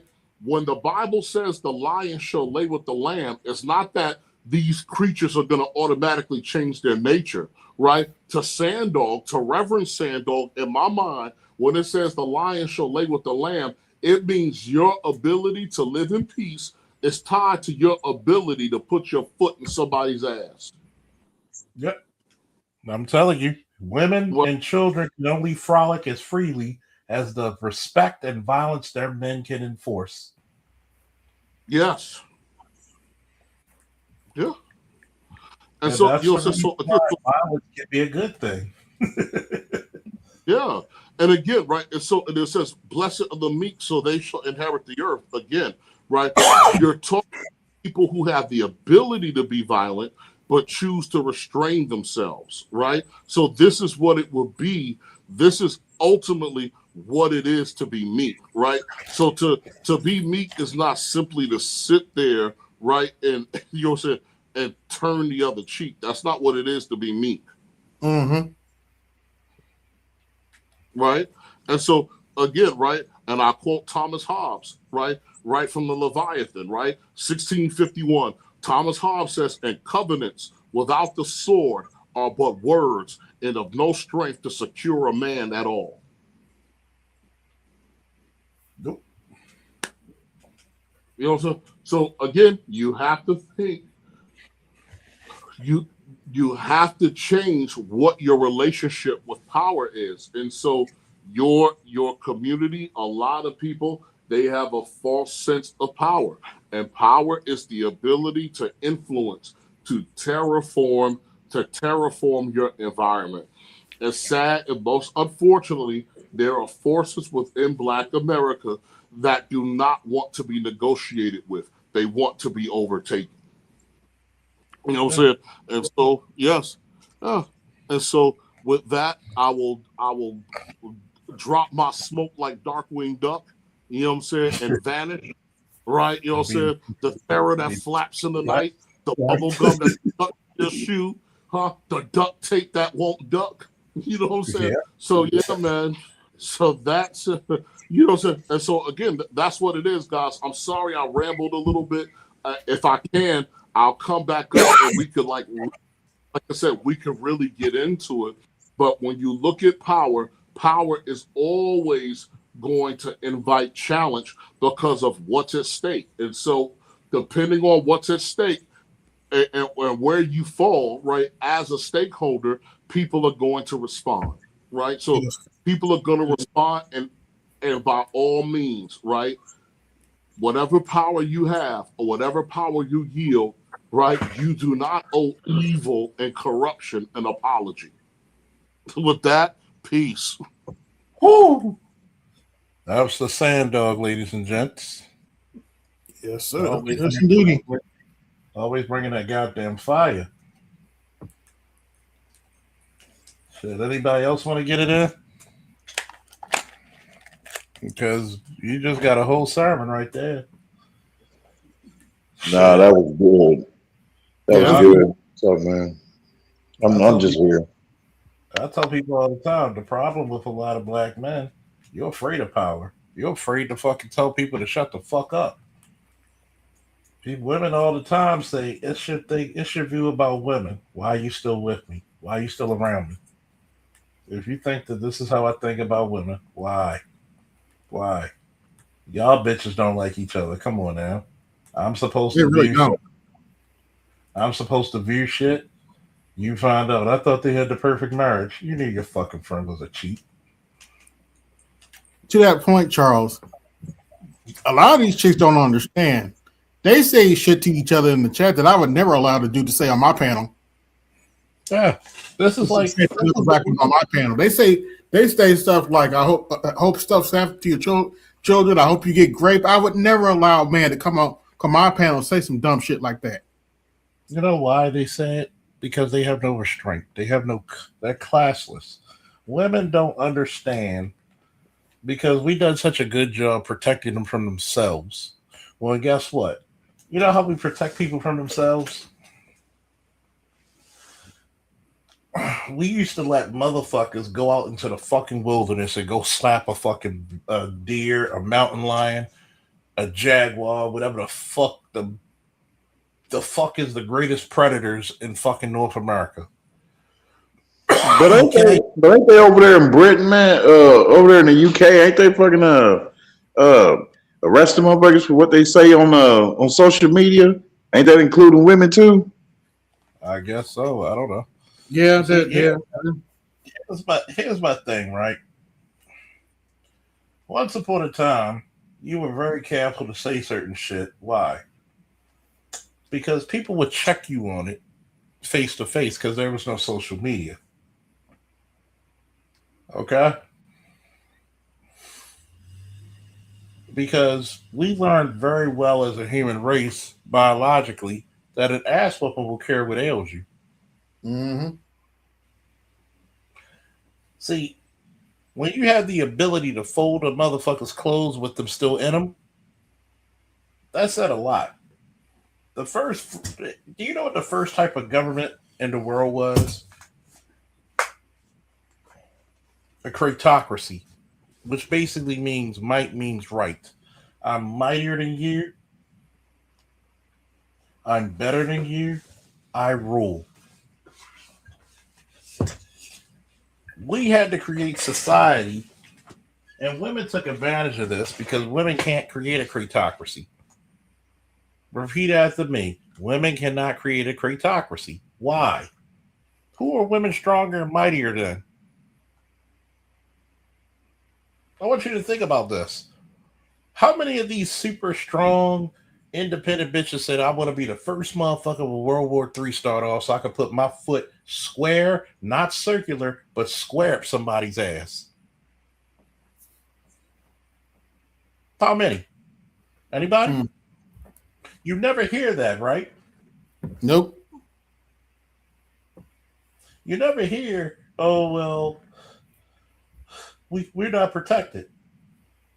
Let me tell you how stupid the world is, right? Clarissa Shields is trying to fucking pick on Rolly.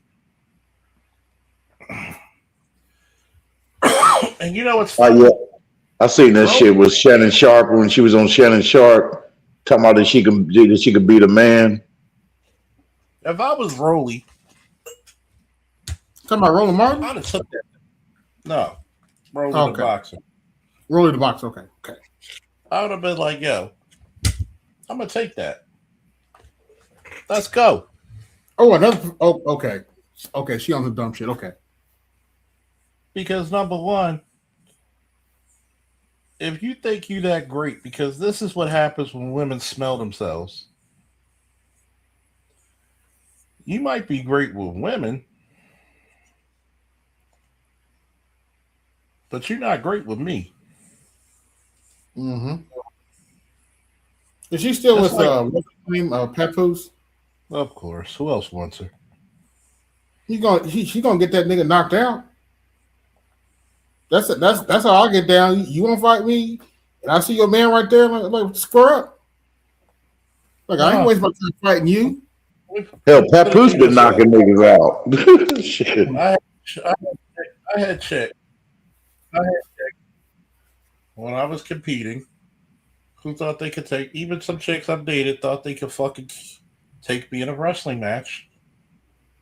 And I said, freestyle, huh? Do yourself a favor real quick and Google what a freestyle wrestler looks like or a Greco-Roman wrestler's built like. Just put in freestyle Greco-Roman wrestler, see how they're built.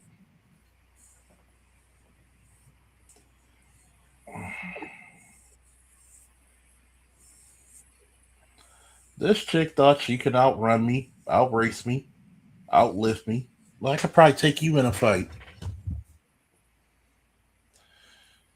I would kill you. just because of the blatant disrespect.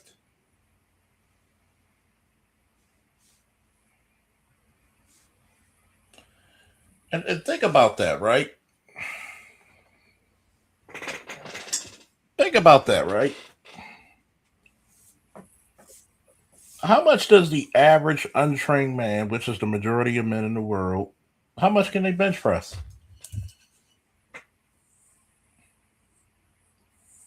What's it like 135? Yep. Which is pretty much 245s on the bar. Yep. The 45 on each side Mm-hmm. and just the bar. Yeah. The bar's around 50 pounds. If the greatest lift bench that I've done was 500, 510, how many more times did that? That's almost like what? Almost 4 times.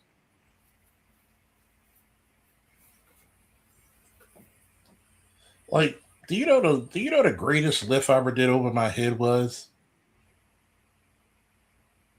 Nearly 300 pounds. Mm. Well, you could damn near take an offensive lineman and lift it over your fucking head.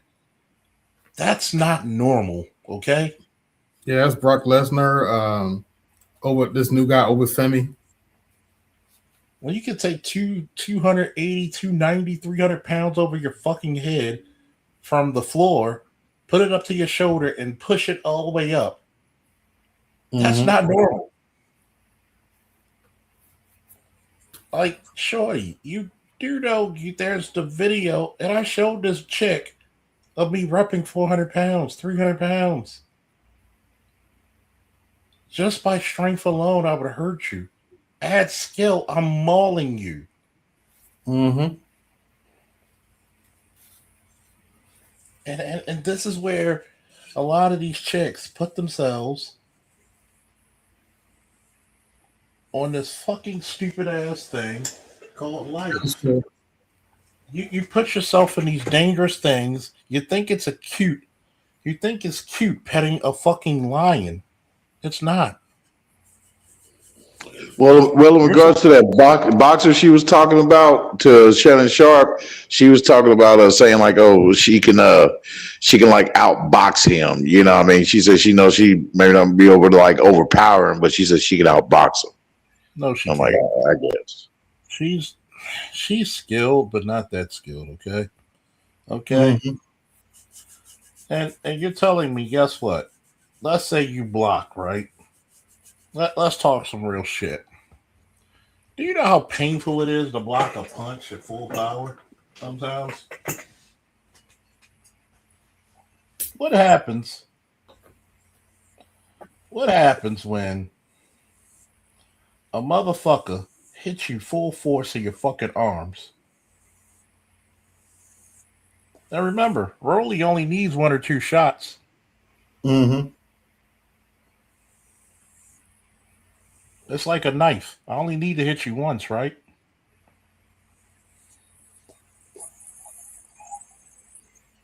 And that's the ego. That's ego.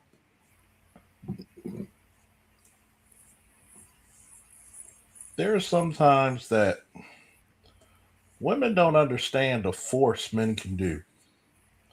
If you were that nice, it's like remember when Brittany Griner thought she can outplay a fucking NBA player. Half of them can outplay high schoolers. Oops, did I say that out loud? There's WNBA teams that got smoked by high school boys teams. Now, I'm not saying you don't have good athletes out there, great athletes. I like Clarissa. I think she is probably one of, if not the greatest female boxer ever. Mm-hmm. But here's the problem. You suffer from a lack of competition and you trying to keep your name relevant. I get it. But you're trying to embarrass that man in a sport where ego is everything. You don't do that in combat sports. Mm-mm. You get hit. Just think about it, right? Just sparring with people. I can hit you with a right hand to your fucking wrist, a right hand to your shoulder or your chest. Or I could just drop low and just drop that shit right in your stomach. You don't gotta be a hook, just a straight right or a jab. Catch you with a jab when you breathing in or out. Take all the air out. So you telling me you're that skilled and you're gonna motivate a motherfucker because he's not gonna get embarrassed because that's his money. That's his reputation. Are you stupid? Don't go fucking waking giants. What happened? You ever seen that motherfucker who did martial arts in high school or middle school, and he just walks away from the bully, and the bully just kept egging him on and cornered him? What's the most dangerous an animal can be? Cornered. When they are cornered. When they are cornered or wounded.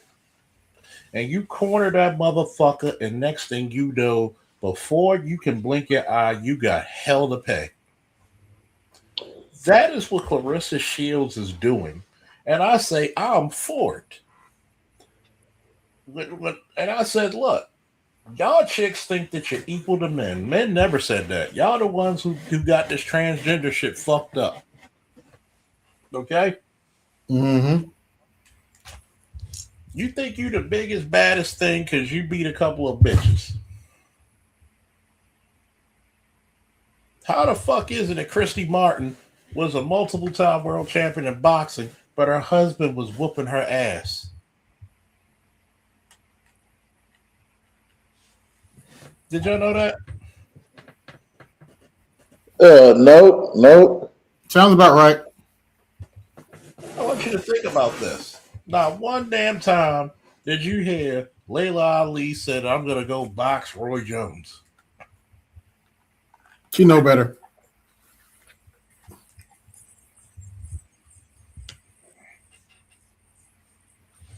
Well, I wonder how come she didn't go and talk to Claressa Shields and tell her, hey, you tripping.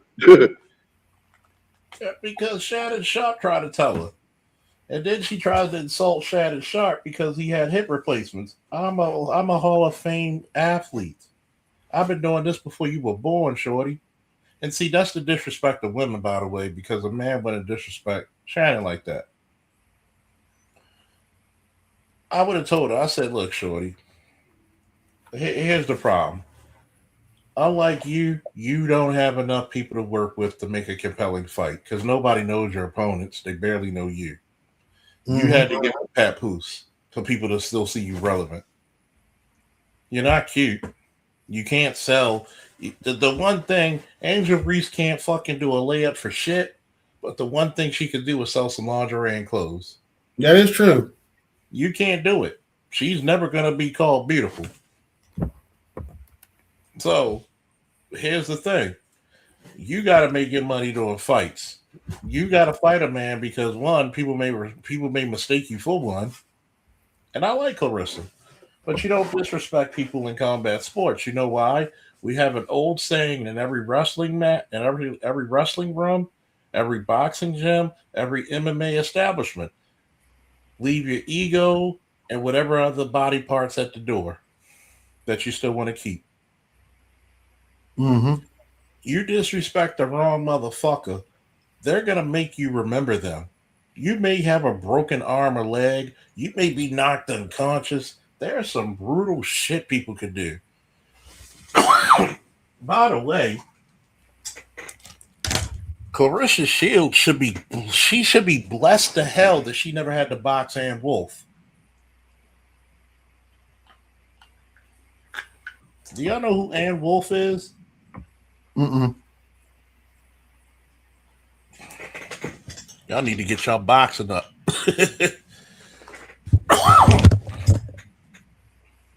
Let me see if I can find Ann Wolfe.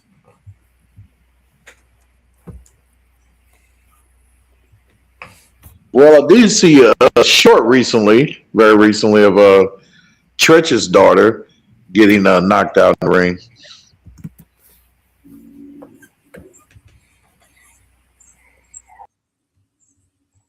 That's what's supposed to happen. She's not a fighter.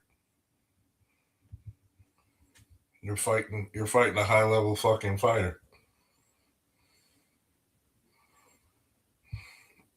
Oh yeah, we seen the video when Clarissa got her ass knocked the fuck out.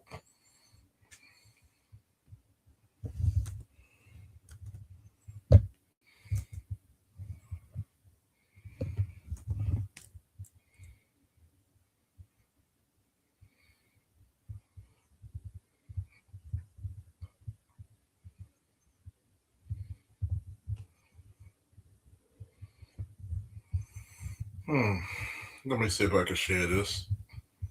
First of all these bitches boxing now better pray to God, better thank God they never had to see Ann Wolfe. Okay?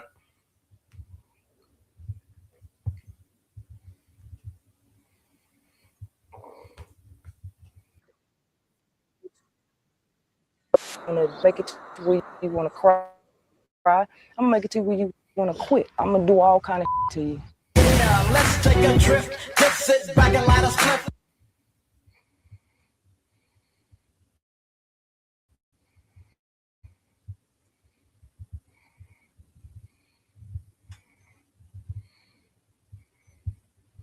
With this and don't slip on a funky dope track. Jump back, strapped with a fat Buddha sack and a 7-8 black. Don't clean. That is probably the best knockout punch I've ever seen in female boxing. Absolutely. My big bench, I make ends. Spend my dough on no foe. That's how it is and that's how it goes. Act like you know when I creep real slow. Giving love to the players that I know is real G. Like a motherfucker slip. Can you put your middle finger out the window? Get fucked off. Liquor, get loaded, can't control it. Nigga, pass me the blood, let me roll it.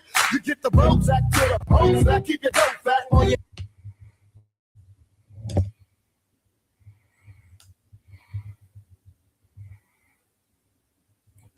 Right there. How do you think Clarissa Shields would handle Ann Wolfe?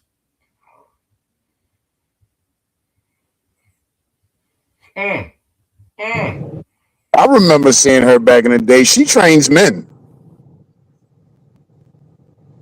Yeah.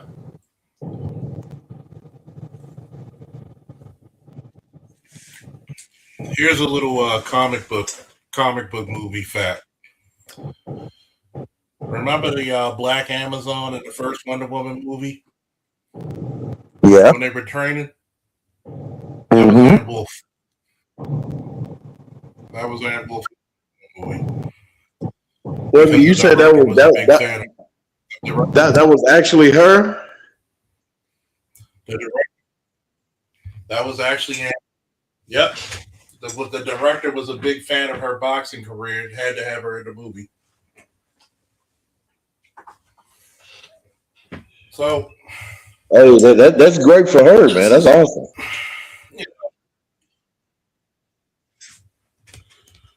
oh, excuse me. See, I'm a big fan of combat sports, okay? So you can't bullshit me, and most of my subscribers are as well. Clarissa, we love you, but if you had to deal with Ann Wolfe, I think you would duck. Man, she need to just go ahead and fight. Clarissa just need to go ahead and fight that pretty broad and make a few dollars and shut the fuck up, man. Yeah.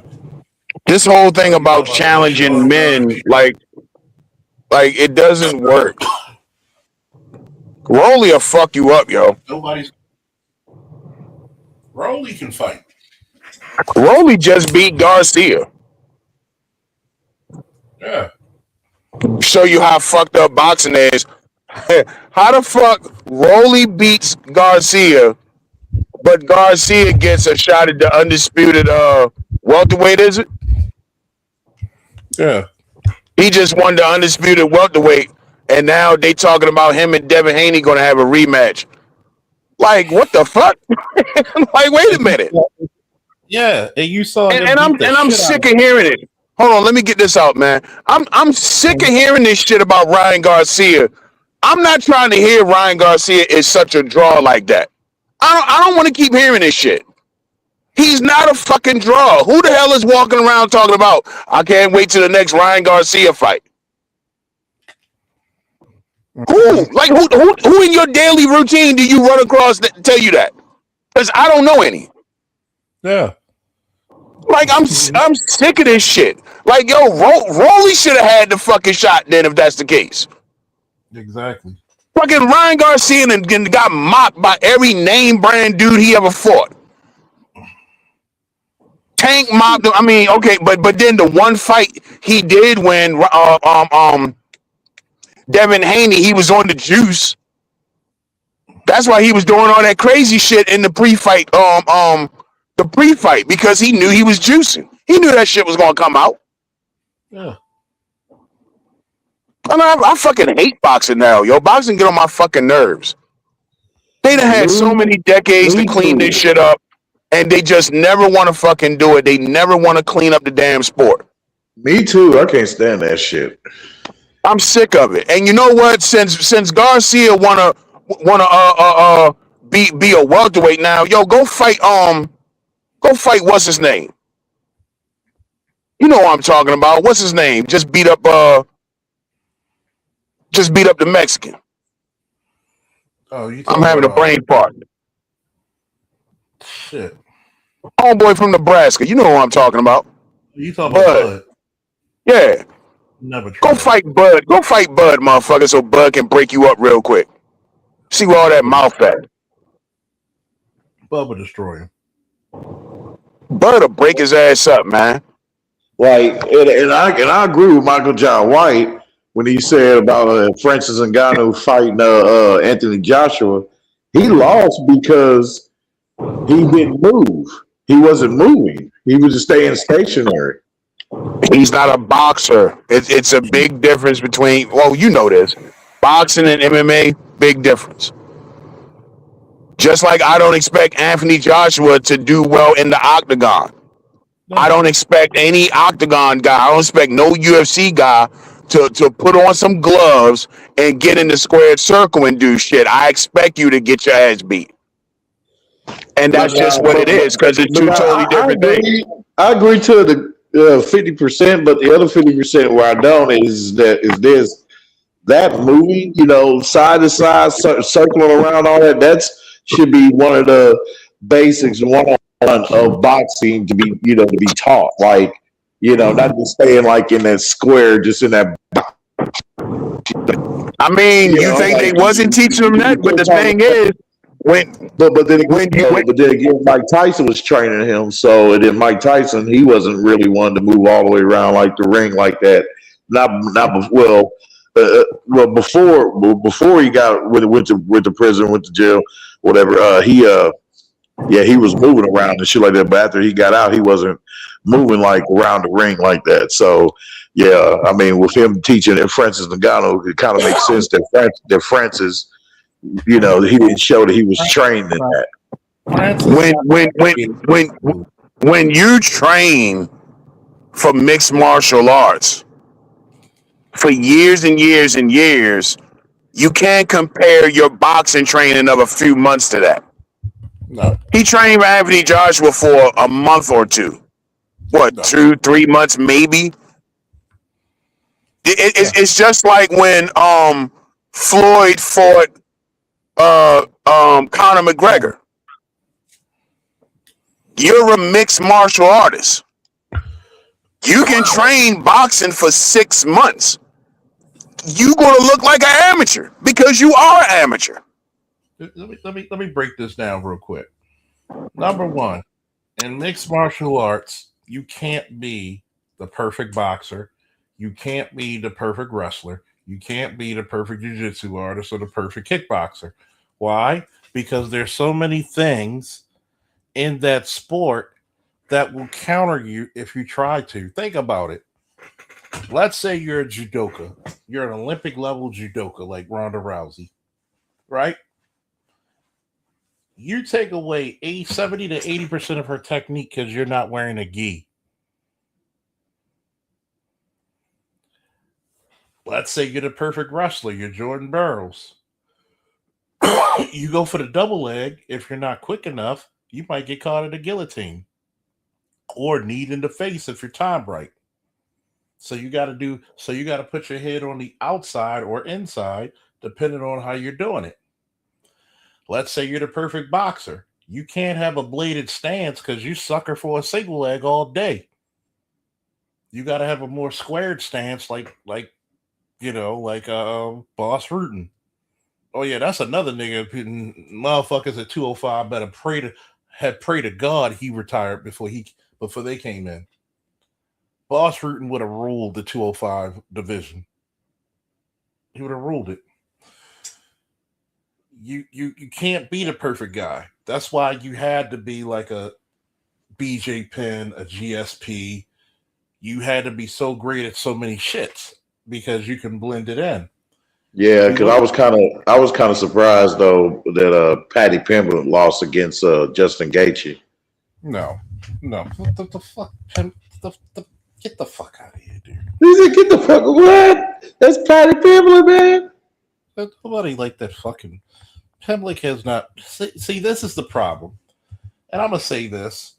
I think he's Australian or some shit. No, he's like Irish or something like that, or British. Let me put it to you this way: WWE, fuck it, WWF, as we used to say, has the same problem as the UFC. There's no superstars. Okay, there's no. The WWE now. Put it to you this way. They never had a new superstar that's worth watching since John Cena. I like Roman Reigns better than Cena. And everybody's pissed with Cena because of him allowing himself to lose on his retired match.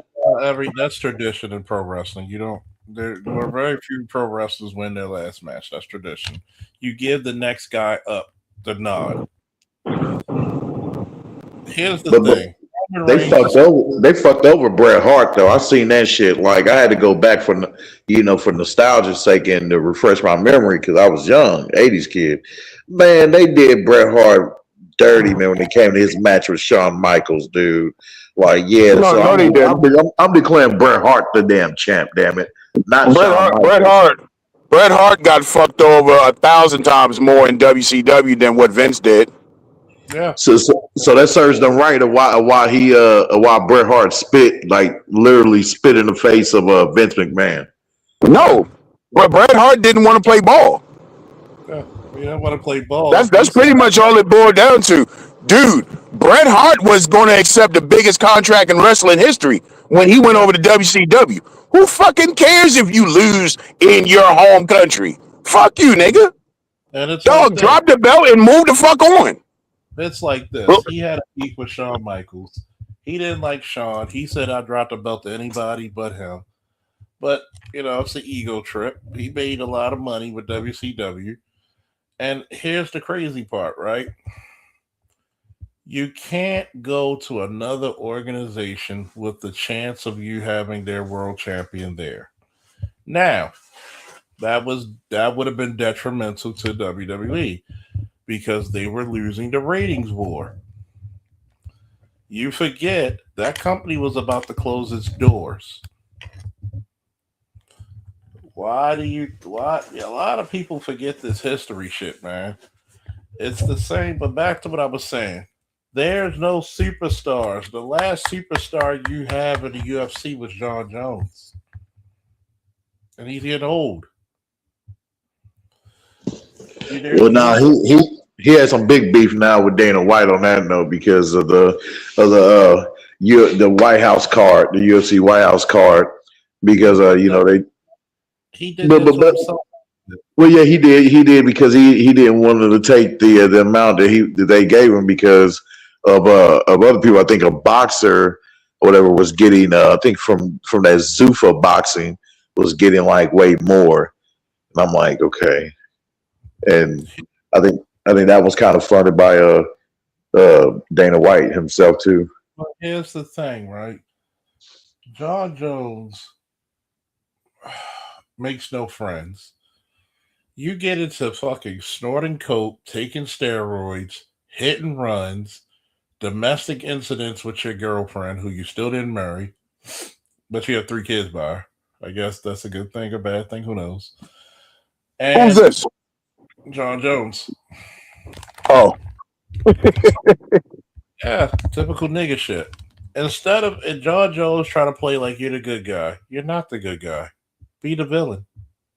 It's like the Roman Reigns effect. Nigga, you're not a good guy. Nobody likes you. Be the villain. Look what happened when he took the villain role. That's the biggest hit of his career. Now, fucking bloodline, baby. yeah, that's the best storyline they had in like fucking 15 years. Facts.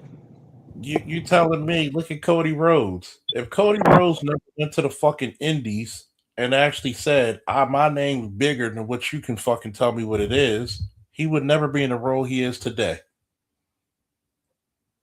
The best thing he did was leave and hit the indie circuit and go to New Japan. See, that's the one lesson about being a warrior is getting the fuck out your comfort zone. See how that's a full circle conversation, folks? A lot of niggas call themselves warriors, but who did you fight? Even the Legion of Demons say, I know Paul, I know Jesus, but who are you?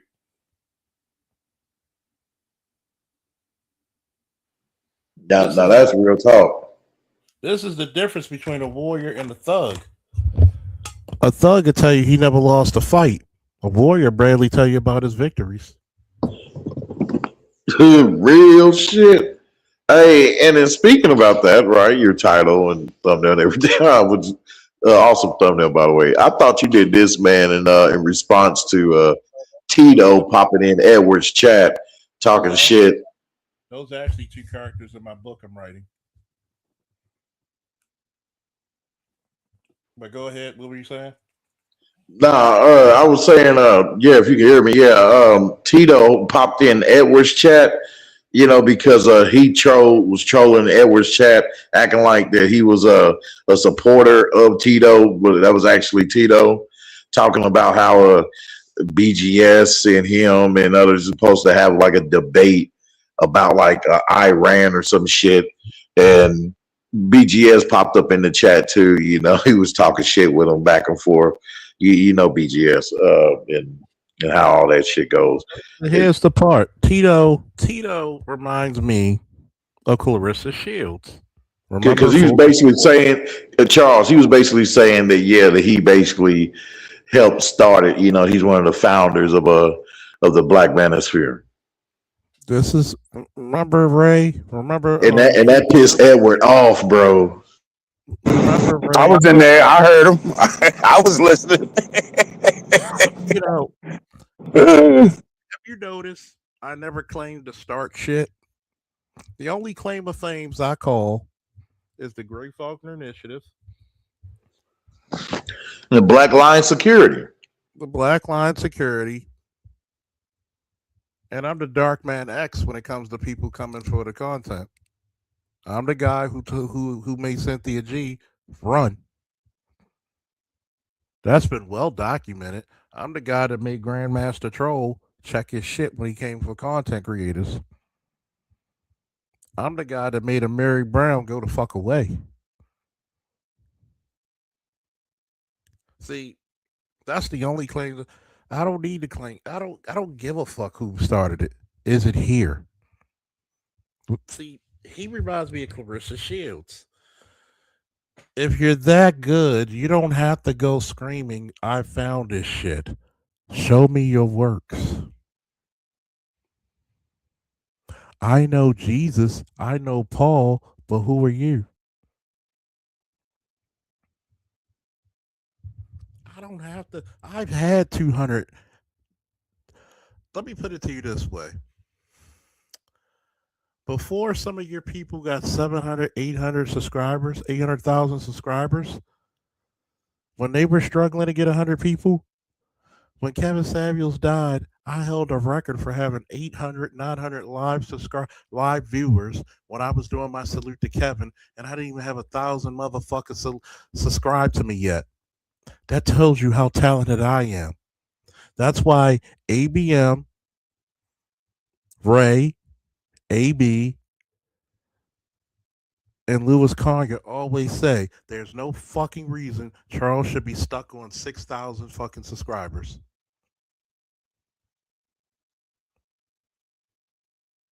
When people talk about this black pill shit, I give you the black pill uncensored. I give you the real world shit. Black pill is not about love. Because what do I always tell you? What's older than love and hate? Survival and killer instinct. You don't go into situations looking for love. You go into situations to see if you could thrive. If I sit you somewhere with a fucking Bowie knife and a fur coat in the middle of the fucking tundra, it's up to you to fucking stay warm. Think about it. Your ancestors did much more than you with very little, with a hell of a lot less. What the fuck's your excuse? I'm going through these stresses. Fuck your stress. Well, I got a great. My friend always tells me she going through her stress. I give her respect.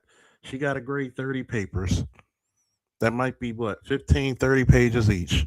I said it could be worse. You could be on a fucking shootout with the Taliban.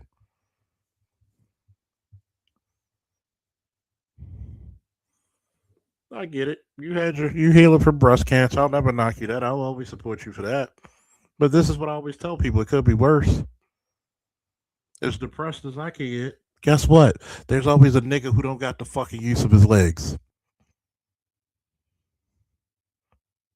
That's black pill, right? See, black pill ain't about trying to find no bitches, is it? Nope. Hey, and it's refreshing too. Black pill is about thriving and surviving. Either evolve or die. Well, she doesn't love me. Fuck her.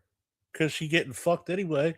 One of the most black pill statements I ever heard was first day in basic training by the first sergeant. You know what they said? Don't worry about your girlfriend at home. She's going to be the same way you left her, freshly fucked.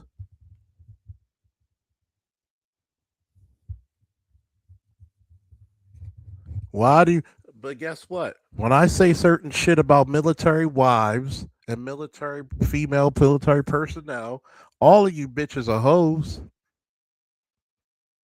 There's not one female in the police department. There's not one female in the military that didn't get fucked and fucked around. Why? Because it's a male-dominated space, and they never got that type of attention before. And how do females get power? By fucking men with power. That's black pill for your ass, isn't it? Yep. Amen. And and it's like I said, it's more refreshing. It's more refreshing than anything that's that entails you going through some kind of gymnastics to obtain one of these chaos goblins. I don't need to go back and forth with niggas. I've done that my first 2 years in this bitch. Notice you don't see too many people come to debate me. The last person you saw me debate me, he didn't know what the fuck he was talking about. BGS had to actually save him because it was getting embarrassing. But he was such a Trump hater. Tell the truth, shame the devil. But nah. Too many people get into these emotional tirades. And then, what happened? Motherfuckers don't want to tell you the truth.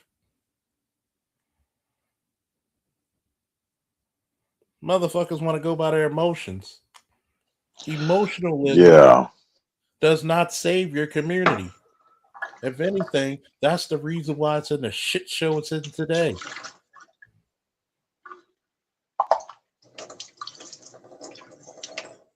Don't forget. Yeah, I don't get it, man. Hit the goddamn Cash App if you feel entertained. Don't turn away from the show. Don't get my viewership down.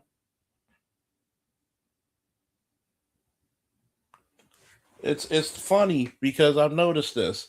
You want to, when the Tito thing, if you're really that great of who you say you were, you don't have to go to nobody else's channel to start some shit. You looking for drama to get more views to your channel. It's the Clarissa Shields shit.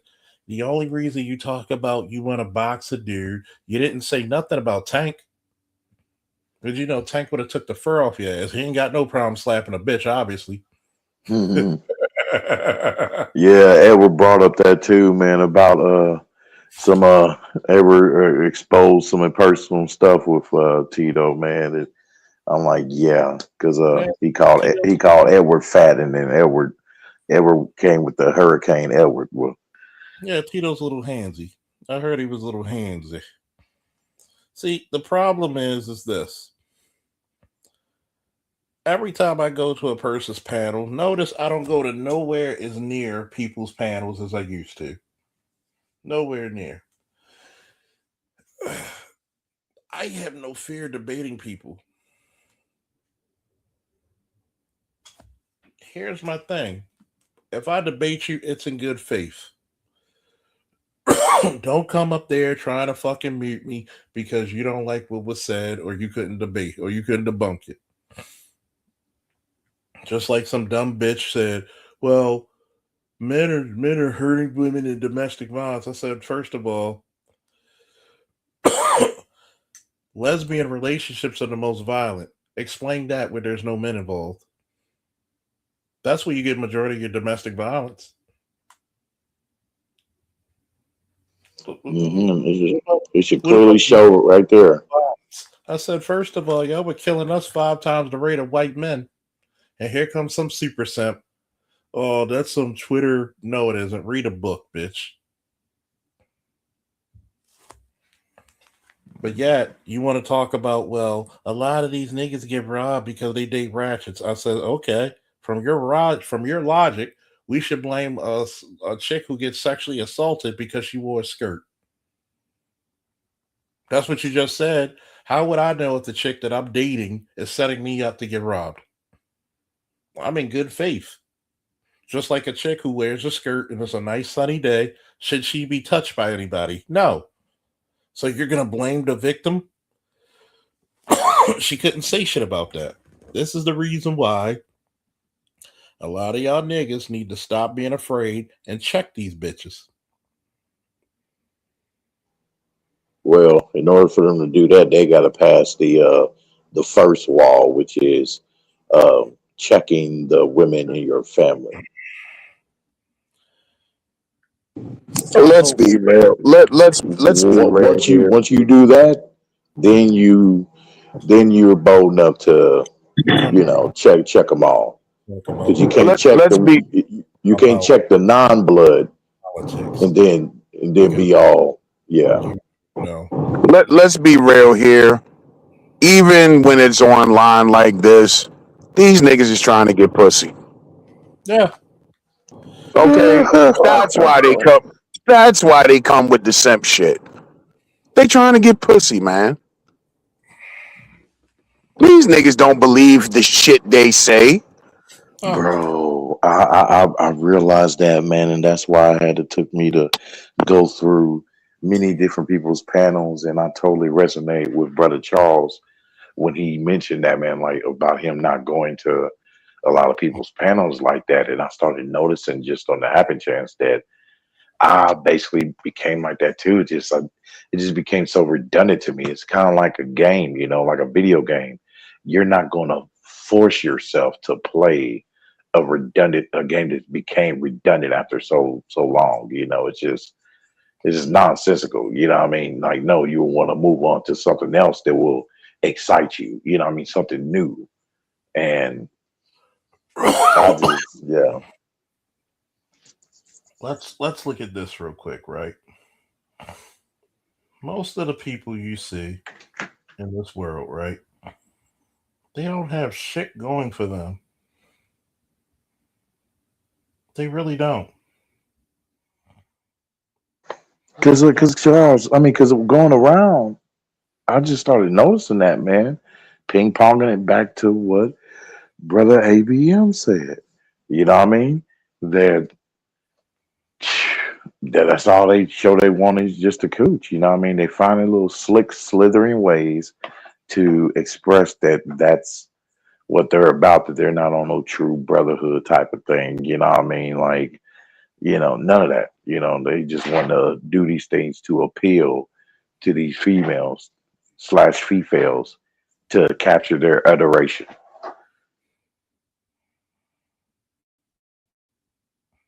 And here's the part, right? A lot of these niggas out here pander for pussy.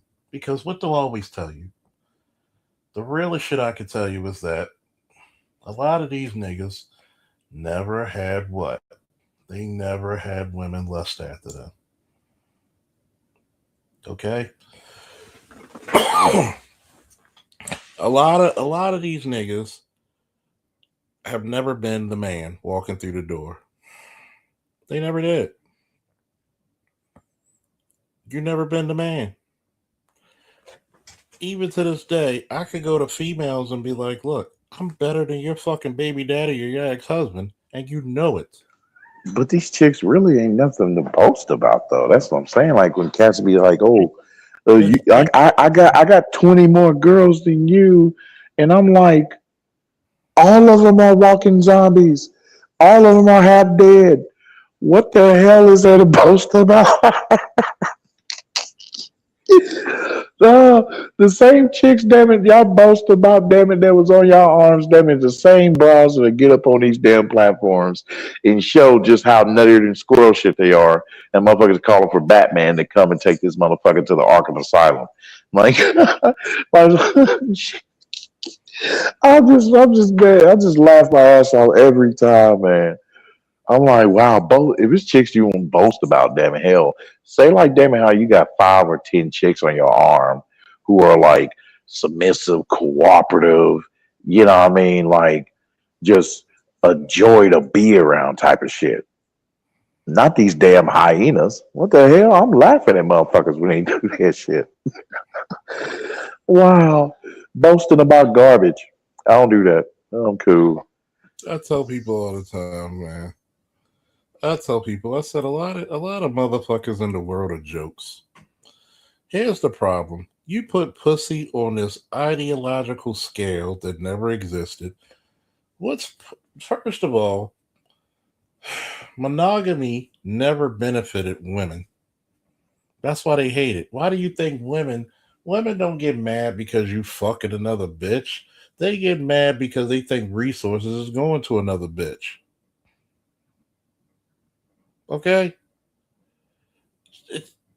You cheating Hold on, nigga Roshi. Repeat. For the back. For those in the back. Women don't care if you fucking another bitch. That's why she's attracted to you in the first place, because you could get other bitches.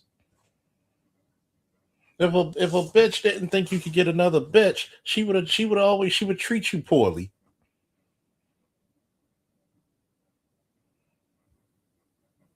If a nigga, first of all, let's Ray, ABM, should I go black pill about what I'm about to say? Hey man, go nuke. I'm tired of these motherfuckers giving these handling these women with soft gloves and shit. First and foremost, niggas, stop being too goddamn available for bitches. If I tell a chick, come meet me somewhere, that's because I feel like not being in the house. And if I ask you, most likely, if I'm asking abroad, you're probably the last person I asked. Number 2, never make yourself always available.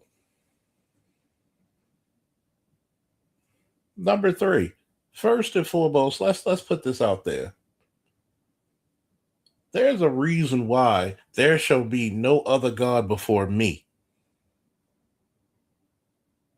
And let me break that one scripture down if you don't mind, do you? The old saying goes, when I went to go search for God, I found myself. When I tried to look for myself, I found God. So guess what? There shall be no other God before me. Meaning no pussy, no money comes before me. If you got a problem with it, that's your fault that you can't put the equation together. Amen. Amen. A lot of you put this pussy in fucking shit and think about it. Guess what? You know how many bitches I left and they fucked other niggas and then they want to come back?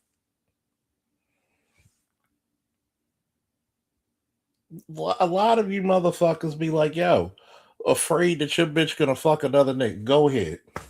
Go fuck him. I hope he fucks your brains out.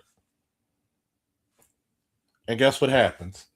They don't treat them the same. They don't fuck them the same. They don't do something the same. I don't know. I don't care. But then you want to come back. You come back. But you're not going to get the same treatment. You're going to forever, I'm going to put you on that forever mission that never ended. You're forever going to be trying to get back in my good graces. And I will treat you differently on purpose. I will cuss you out. All my exes will tell you, Charles is a gentleman, but he doesn't take your shit. He won't take your shit though. And said this in front of other bitches. I don't need to go prove myself to a bunch of internet niggas who only are fucking done something in their life because they could fucking bloop up a YouTube and a StreamYards. Do you know what the fuck I've done in my life before I was 16? I was an international athlete in fucking Europe, wrestling, freestyle wrestling at 16. What the fuck do I need to talk about to a nigga that's beneath me? Nigga, I liberated fucking countries. I rescued fucking Marines. I've saved people in my own goddamn city. I fucking resuscitated babies with my own goddamn hands. What the fuck did you do with your life? Shout out to Sugar Free. And he said it best. You got the same 24 hours as Michael Jackson and you still chose to be a nobody. One of my homeboys tried to complain about my wrestling career. I said, wait a minute. I'm a 4-time champion. What did you do in high school? Barely pass?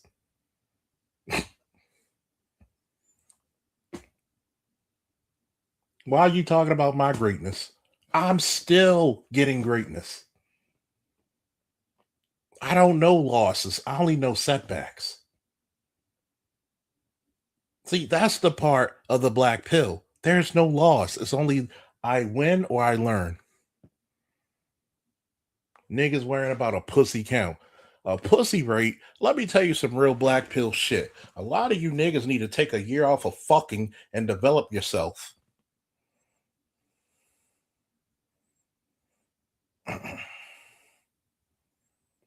You want to be real about some black pill shit? You would have made out better actually paying for the pussy instead of trying to wine and dine and sweet talk a bitch. But no, you don't want to admit that you paid for pussy. Well, guess what? As soon as you took her to fucking the steakhouse and she grabbed a doggy bag, a nigga like me gonna give her a couple of dollars and say, hey, she gives you the church hug or the hearty handshake. But a nigga like me, she's gonna hang with, or she dropped their, trust me, there's plenty of times niggas drop their chicks off at my house. And I'm so slick with it, all I gotta do is I'll tell her to act like you got the key. And I'll just open it, I'll leave it unlocked and act like you got the key.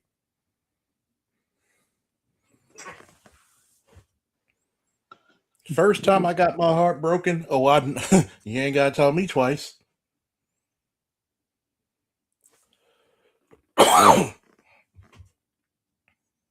How many of you niggas had a bitch drive 4 or 5 hours to see you?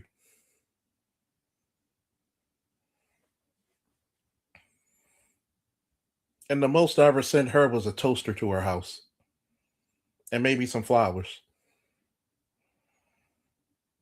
which is nothing. She burnt that up in gas to see me. She cooked.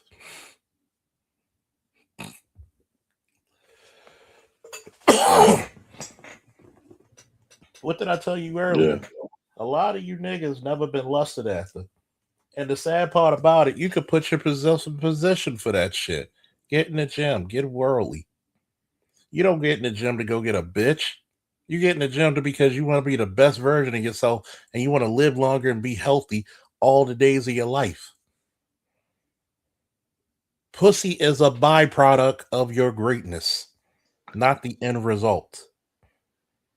It's crazy when dudes do that shit in the gym, be like flaunting themselves or whatever, just so they can be seen by the broad when it's no different than her ass showing her ass while she's turning around looking around to see who's looking. I'm like, come on, man, this shit is crazy. You gotta realize some shit, right? You want to be great? Get out your comfort zone. Right now, you should be in that gym 3 times a week. Excuse me. You should actually, since you get your taxes back, a lot of you, get a bench, get a weight set, get a stationary bike. There you go.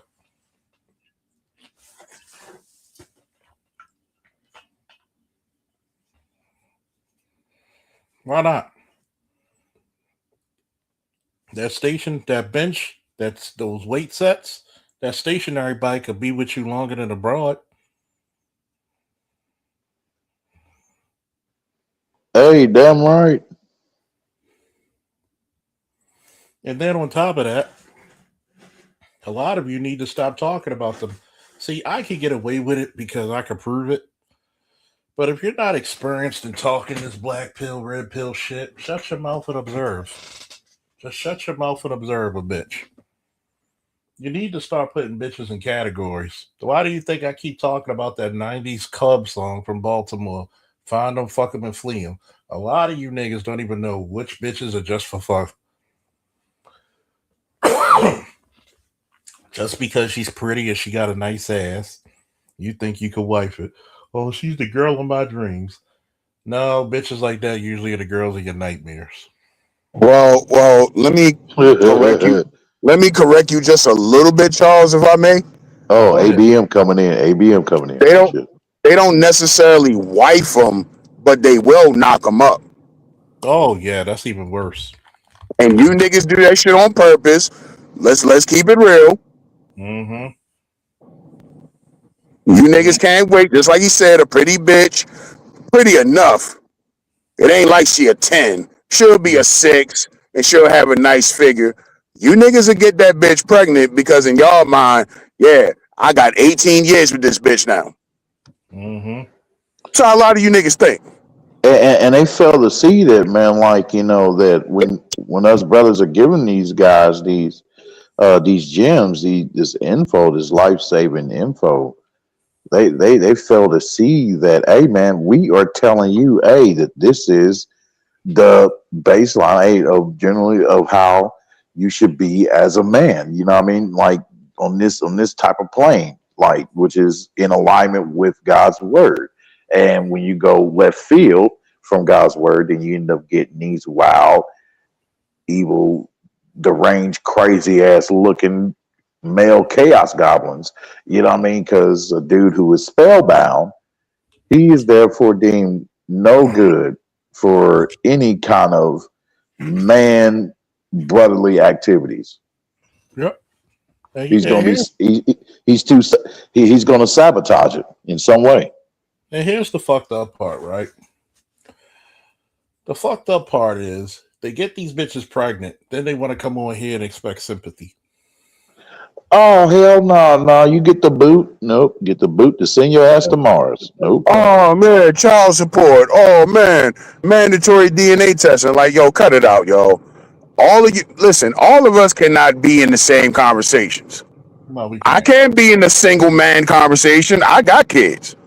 Exactly. You understand what I'm saying? You niggas out here that know damn well what you did. You know you got Shorty pregnant on purpose.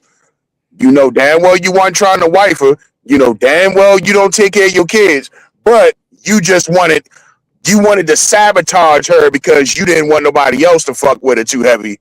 You niggas cannot join the conversation.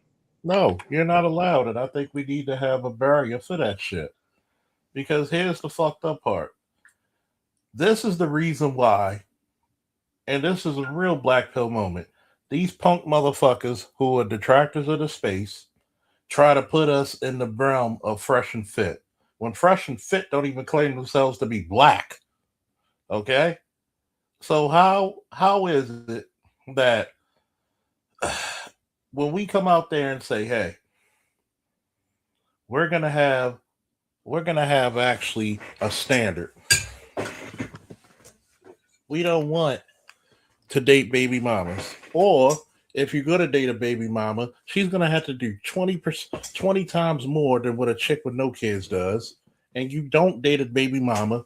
Rule number one, if you're a man with no kids, you don't date a baby mama at all. There's too much manipulation going through it. Stop your pussy shit.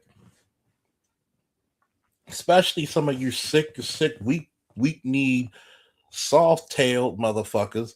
I don't have any kids of my own, so I'm gonna protect this. No, that's kidnapping, you sick bitch. Mm-hmm. And also too, like the guys that have trouble where they act like they're all gonna like malfunction and shit if they follow through with what you tell them, because it's like they acting like they don't know how to be. They're coming to that. Shout out to Marvel, but F Marvel, but shout out to them, that white hot room or the white room, yeah, where the Phoenix goes, where the Phoenix dwells. So yeah, they scared to have like to face that nothingness, to come to that nothingness, so they can be able to build up onto themselves in which they should. And another thing about the child thing, again, let's just keep it 100. Okay, black women with children are still going to get fucked. Okay, they're still going to get fucked, and a lot of y'all are still going to date them. Mm-hmm. And some of you are going to date them seriously. I mean, it is what it is. You know what I mean? That's not going to go anywhere. Okay, but stop lying about it. A lot of you dudes, man. a lot of y'all dudes in the comment section, y'all know damn well you be going after these chicks. Mm-hmm. Stop It's so trying to damn be bad. everything you hear somebody else say. Dude, if you're gonna date a chick with a kid, fine. You ain't the first nigga and you're not gonna be the last. Just stop lying about the shit. I mean, how bad is that motherfuckers got motherfuckers from overseas talking cash shit about y'all? Like, damn. I mean, we just try to give you some game on that shit. Yeah, you dating a chick with a kid. Understand? Yeah, I mean that shit does. You ought to set some parameters up for real. Yeah. You need to have a conversation with Shorty, especially if you dating her seriously. You need to have a serious conversation with Shorty, and she need to meet your demands. It's just like when you buy a new phone, and when you turn on that phone, you gotta agree to the terms and conditions. It's the same damn thing. Shorty need to agree to your terms and conditions, because at the end of the day, you're helping her. It's not the other way around. Yeah. Women don't have that problem most of the time, because even if she dating a man that has kids, 99% of the time, well, I ain't gonna say 99, let's say 95. 95% of the time, he don't have custody. Mm-hmm. Oh, that reminded me. Hey, so I was hearing something recently. Motherfuckers talking about some mandatory drug tests. I think that was not drug test, but DNA testing at birth. I think that was like one of NTR's videos or something. Yeah. So are they spreading that out now? Like, is it going to be going across like to all the other states? The state. It has to be a state by state thing. Just like custody is a state thing. It's not a federal thing. It's states' rights. I mean, but yeah, but is it still being talked about now? Like, is it they're basically slowly but surely the idea is spreading to all the other states? Eventually, because guess what? I mean, you're trying to bring men back to the table. You don't have too many options because men will not fucking deal with you. Men will either play the game or prostitute. So then it's going to be eventually turned into a federal thing. They're Okay. gonna have to Well, because men are not gonna come back to the table and take marriage seriously. well, then what's stopping them then from, having that mandatory DNA testing and shit, like across the board? Like, what's It's stopping them? Like, what's slowing them down? The only thing that's going to stop them, like Charles said, is a states' rights thing at this point. So in some of your more liberal states like California, you're probably not going to see it. It'll be your red states that take on first. Believe it or not, that's for all you niggas that hate Republicans so much. Your red states will be the first ones to take. Like right now, it's really your red states. Even Maryland has volunteer DNA testing in the first 48 hours. You got 48 hours to ask for a DNA test. You can get it for free. But now with this Epstein shit, now you got people, hence like my brother and them talking about like, oh, I don't care what they talking about. Fuck Trump, them motherfuckers eating kids and shit. Blah blah blah. I'm like, oh my god, like. Well, again, and take your emotions out of it. It's what I was trying to tell people who were so scared of Project 2025. I never said a bad word about the shit because Project 2025 had some good shit in it. Like mandatory DNA testing, like putting an end to no-fault divorce, like 50-50 custody. Yeah. Yeah, but plus, if you're a family man, you're doing that shit anyway. That's the secret. If you're a family man, if you're a father or a husband, you're doing that shit anyway. So it's going to pick up. It's going to catch steam. Every state probably won't catch on to it, but most will. Like Texas, for example. Texas got a cap on child support. Again, Republican state. You niggas can keep on listening to these fucking black women. All you niggas out there, we gotta vote like a black woman. No, you're gonna vote like a black woman. I'm gonna fucking use common sense, and I'm not mad at all with Texas when it come to that shit.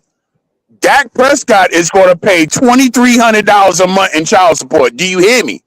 Man, you better not say that shit, man. But you're gonna have Roland Martin come on your ass. Somebody, you better vote like a black woman. I'll beat Fat Rolly's old ass, bro. Fuck Rolly. You niggas better grow up out here. Y'all niggas better stop this dick riding the Democrat Party so fucking much. I'm not telling you not to be a Democrat. I'm just simply saying, don't tell me everything that comes from the Republicans is a bad thing because it ain't. You niggas better catch up. Again, Dak Prescott, millionaire NFL player, he's paying $2,300 a month in child support, and that's the cap. It's not going to go any higher. You niggas keep playing, man.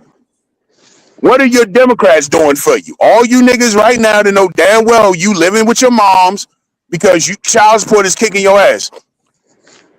What are the Democrats doing for you? That's all I'm saying. Shit, not a damn thing, hell. But people always want to. One of the things now, Charles and ABM, what they're doing now is they are. I don't know if that's like a scapegoat or whatever, but it's like now they're leaning towards the whole. Oh well, both of them ain't shit because they're the same size as the same coin. You know, what I mean, even though BGS says something like that to that effect or whatever, but not like how some of these cats are who are like totally against Trump. You know. And they just say, "Oh well, they're all fucked up." Here's the problem, right? I'm like, come on, man. That's intellectually lazy right there. I believe in amoral pragmatism like BGS. Look, first of all, this is another black pill moment. Being an amoral pragmatist. If I'm in the middle of a war zone and my M4 is broken or out of ammo, a dead enemy has an AK right there. Am I going to have my morals and not use his weapon? Or I'm going to pick that bitch up and rock and roll? You going to pick that bitch up and rock and roll. A lot of motherfuckers need to be real honest because y'all don't. There's a reason why I don't get the amount of people when my shit pops up because we're gonna talk about hard truths. A lot of motherfuckers really want to fuck these stupid broads like a Senji, a Chrissy, and others. Y'all like that argumentative shit. I can't stand that dingbat shit for a second. That's why when I was on Mr. Z's channel, and I said, first of all, what we need to do is stop listening to these ugly ass, overweight, fucking chin like Peter Griffin bitches. Like, what? She doesn't. Nobody listens to these dumb bitches. Why would I be upset with a chick I'm not fucking? I'm not trying to fuck you. If she was actually making me money, fucking me, or have any dominion over my life that makes me better, you would matter. You don't. And the saddest part about this, fellas, is when you really boil this down to it, all it is pussy politics 101. A lot of niggas would actually not fucking care about this space if they got with the bitches they wanted. Black pill for your ass, isn't it? If you had to go, if you really had to say that, would you be over here if you got the bitches that Pookie got? And I mean, it's just why what? Why you fucking with Pookie's bitches? Why you fucking with a bitch with rainbow fucking colored hair? Why you got more bitches? Why you got fucking with a bitch that got more tattoos than Popeye the Sailor? Think about that shit. How many bitches are you fucking with that could wear a wedding dress and cover that shit up completely? I want you to think about this. How many bitches are you fucking that can put on a pair of heels? Exactly. How many and know how to walk? How many times do you have a bitch that you can take to the governor's ball and not embarrass you? Think about that. You can't. There's not one female I ever dealt with that can say she can never take me to a formal event. As a matter of fact, I've been known to outdress bitches I've been with. How the fuck I'm wearing a three-piece tuxedo suit and I'm outdressing you and you a broad? Take some pride in your shit. Hey, I'm gonna take it back to what I said about the heels. That is a fucking lost art today with black women. A lot of these bitches, y'all bitches know y'all big. You can't put on no fucking heels. You're gonna fall. Real shit. Real talk. You know that's why you laughing because you know it's the truth. Yeah. Oh man. All this talk about what men's supposed to be fucking doing and shit. It's very little conversation about what women's supposed to be doing. Just like every man, just like I say, every man should know how to change a tire. Every woman should know how to rock some fucking heels. And you can't put on some heels, bitch. You too big. Yeah. And then on top of that, you should know how to cook. You should know how to conduct yourself in formal manners. And guess what? A woman, just like my friend tried to say, a real man don't talk down to a woman. A real woman don't talk back to a man. Yep. And in fact, when you look at other cultures, mouthy women are frowned upon. When you start paying attention to other cultures and how they do things, you can call the other side of the planet backwards or, old fashioned all you want, but there's a reason why women don't have, like, for example, some clip, this was years ago on Facebook, some clip of a wedding came across my feed. It was some Turkish people, but it was all men in the ballroom and shit. So I commented and I said, if this is a wedding, where's the women? So somebody replied and said, in my culture, the women are on the other side of the ballroom. They're doing their thing. The men do their thing. See, other cultures don't tolerate that shit from women. And I've said this before. In the West, we spend too much fucking time mingling with each other. Yeah, we do. I mean, man, like, you know, it's That's it's why you get weird. mouthy ass women. That's why you get Clarissa Shields and shit want to fight niggas and all that shit, because these bitches hang around niggas to the point they start thinking they niggas. This should be reminding me. Like, I be having like some reminders, dude, of a lot of shows and shit I've seen, man. Like, you know, in accordance of how motherfuckers, different societies will act and shit between one another, you know, or within their indifference. And it's weird because I'm like, wow, so it's damn near universal of how women should act, you know, and the expectations of, you know, of their actions. And so, and they go and they operate accordingly. Hold on. So I'm putting this together. So I'm like, okay. And we're not allowed to implement these policies and all these regulations that is universally used and over, you know, in all these other societies, like, you know, though they may have their own bullshit, but their women ain't going all crazy and wild like the women here in the States. I'm like, that's crazy to me, because I'm like, if these tactics work over here, that keeps these women in line to at least a great degree versus over here, then how the hell come we can't use their ways, some of their ways, take notes from their ways to get shit straight over here. You know, Dog, we did. We had that at one point, but something came along called feminism.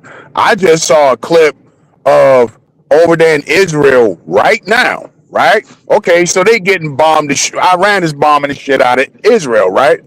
So you got motherfuckers in bomb shelters, and it's still the same thing. Men on one side, women on the other side. We used to do something similar here in the States and shit until feminism came along. Because honestly, if you look at history, if you look throughout history, that's how it's always been. It's always been that way. Yes, in the 50s, women would do, even in America, women would go do women shit. Women will hook up with each other. They exchange fucking recipes and talk shit about their husbands and all that bullshit. They doing that. But nowadays, it's just mingling. This constant 24 hours a fucking day. Men mingling with women, women mingling with fucking men. Now you got women with more tattoos than niggas. You got women out here more face piercings than niggas. You got women out here tattoos on their faces and shit. You out here in a mini dress with tattoos on your face. And they think it's super sexy when they show their ass and shit, their ass cheeks. They got tats on their ass cheeks. Tats on the ass, tats on the feet, whole sleeves, whole back is fucking done. And that element is on black and white women here. Yeah. Like Charles was talking about the governor's ball. Like, yo, you don't see no women at a ball with a gown on with the back out and she got her whole fucking back tatted. You don't see that shit.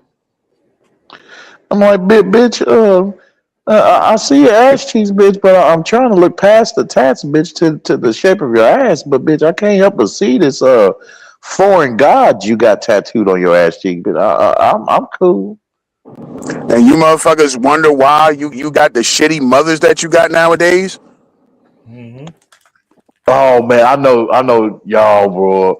Oh, definitely both of y'all, nigga Roshis, nigga. I know y'all will have fun ripping alive this chick that Fantastic posted earlier in this video he posted earlier, man, about this musty ass bitch on this Pop of the Balloon show. She ended up hopping on DJ Hamp's platform.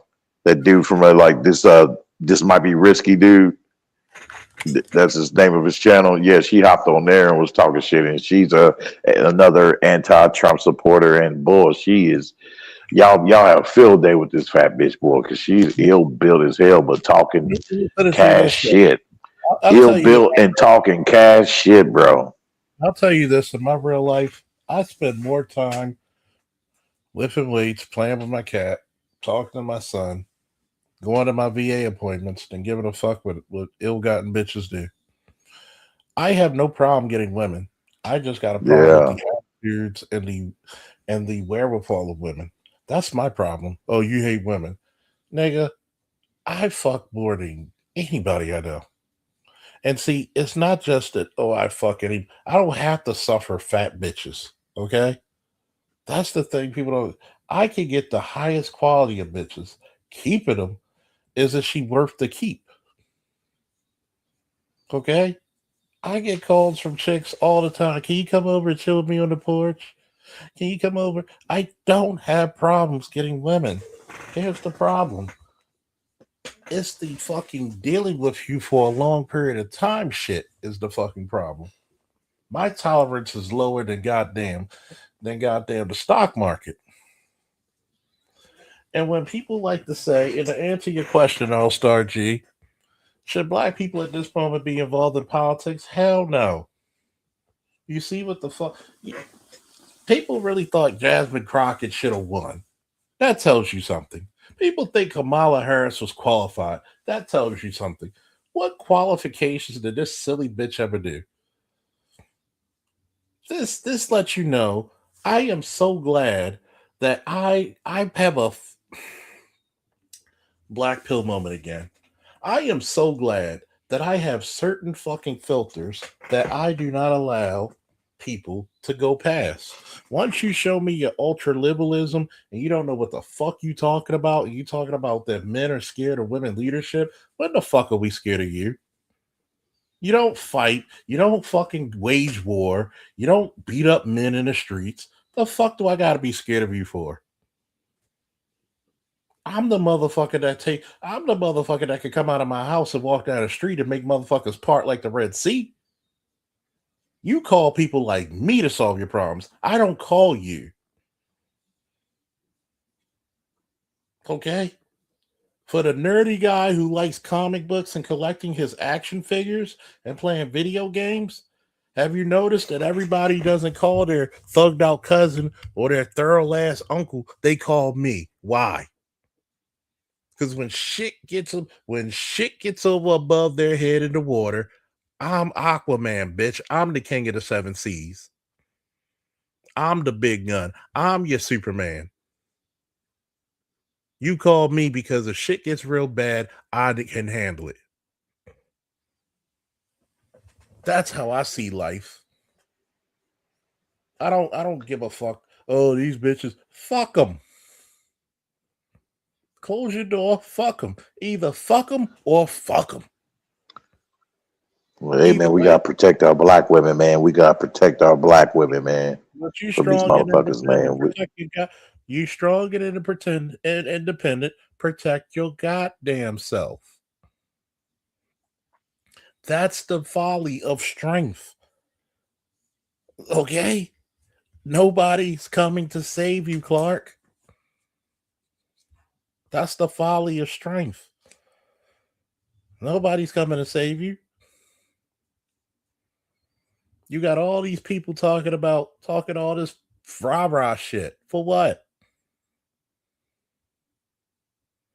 For what? If you're talking about respectful people, they don't go through the problems of what a fucking King Von will go through. They don't go through. You telling me that fucking hardworking man is going through the same problems that Freddie Gray went through? Not all of us are the fucking same ilk, and we need to really establish that. First and foremost, there's a class and quality of a man, period, before you can even come up at this platform and speak. There's 50, 60-year-old men who can't tell me shit about raising children, especially if they never had one. If you never had children and you 50 or 60, you can't come to my conversation.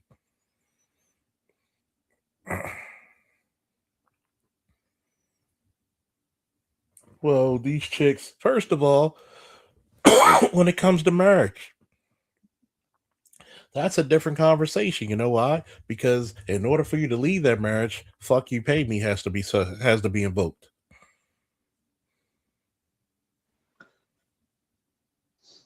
There are certain things that we need to tell people. If you're not on this level of information, you can't be here. If you're not willing to put in your dues, you can't be here. We'll help you,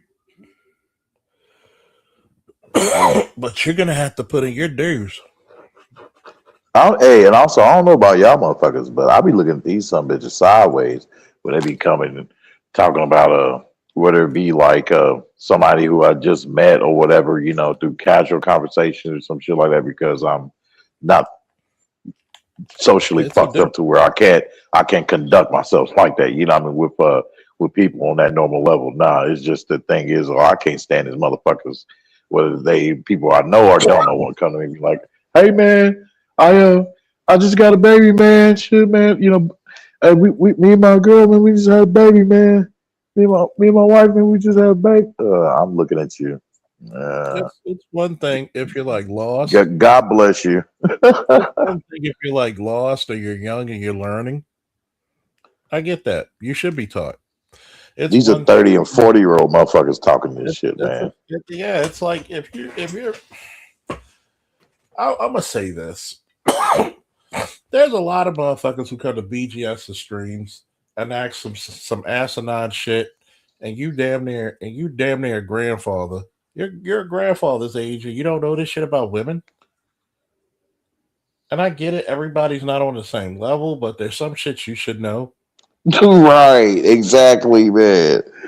Oh. And it's even if you know just baseline shit. I'm not saying you got to be Magic Don Juan and pimping bitches, but there's some baseline shit you should know. Like I said earlier, or yesterday actually. Why the fuck should I care about what a fucking fat faced bitch says if we got shit with Iran? Do we really? Does this bitch really? No, nobody gives a fuck what the cat lady say. If you bitches see, this is the silly thing. Let's look at it. Bitches don't like bitches in charge. Nope. Hey, you know what? You're right. And they can't say, "Oh no, Charles, no, that ain't true. That ain't true, Charles." Nope, well, bitch. There's videos on social media, bitch, that already shows that. Yep, the bitches already came out and said, yep, they can't stand working under another woman, especially a black woman. And then on top of that, let's look at the facts. We as a people really need to get our shit together because we can't save everybody. Everybody's not meant to be saved on the fucking. Everybody did not come on Noah's Ark, did they? You know the reason why in the story a lot, why God said don't look back, and he put that incantation in the air? Because there's some motherfucker that's always who really love their sin.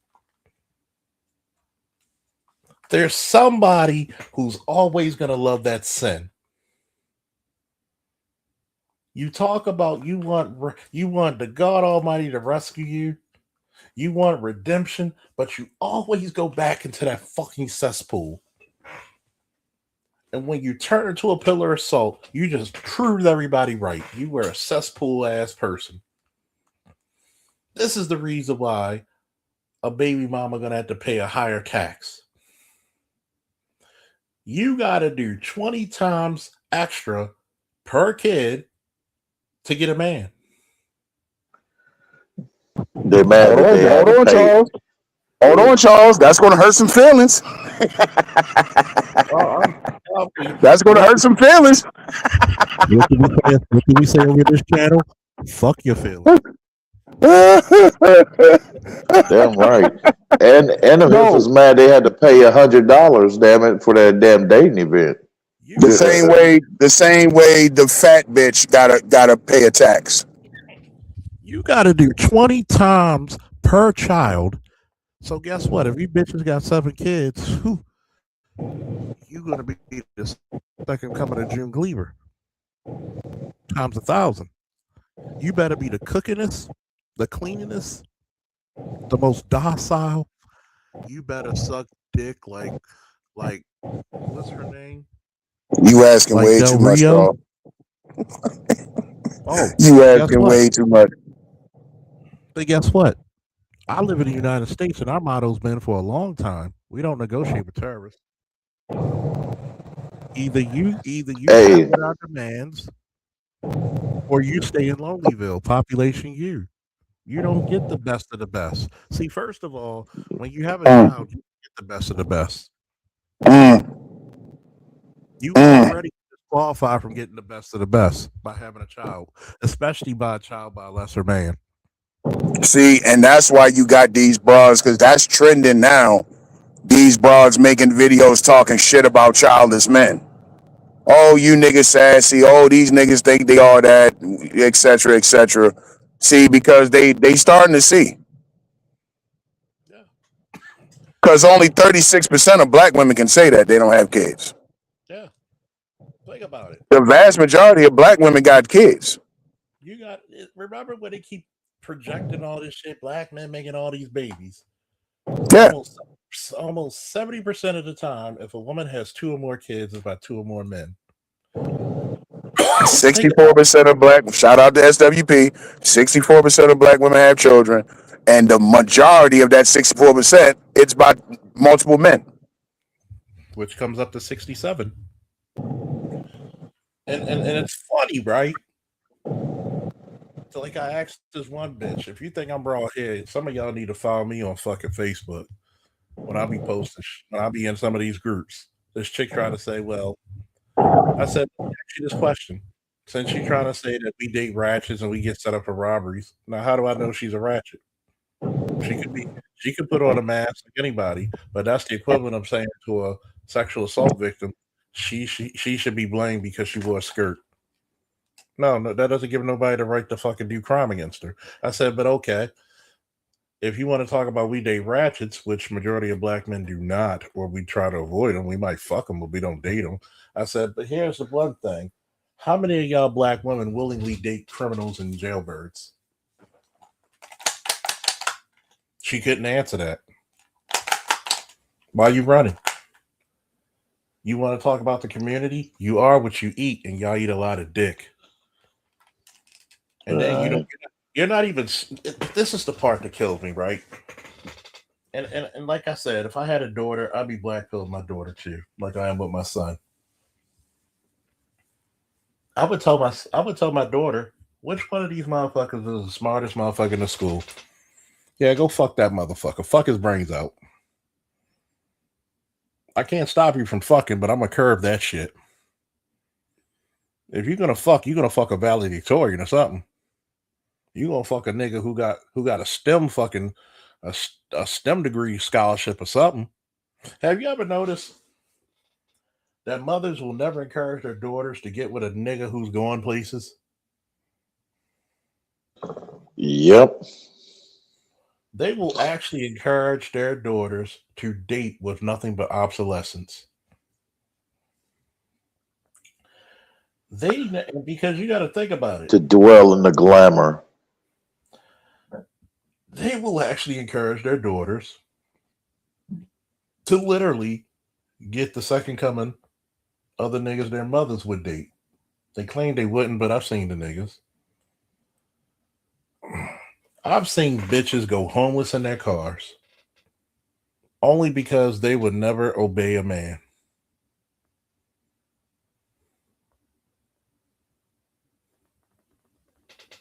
Let me see. J Money said, we need to stop giving these women kids. I personally should have been more selective with my seed. Here's the problem. We don't give them kids. Less than 50% of men, any race, any time period of the history of the world, less than 50% of men have ever reproduced. But yet, women like men who gets bitches. if you notice, I've actually asked my ex this. One of your exes, when you first met him, he already had 3 kids. You had the last 2. Why did you think it was a good idea to have a baby by a nigga who already had 3 kids by 2 women? That doesn't sound like a good fucking answer, does it, folks? That's illogical. Don't give me that I'm young shit, because if you old enough to fuck, you ain't that young. When your body starts getting hormones to reproduce, you're not young anymore. You ever notice, except in the black community, every other culture has a culture of manhood and womanhood?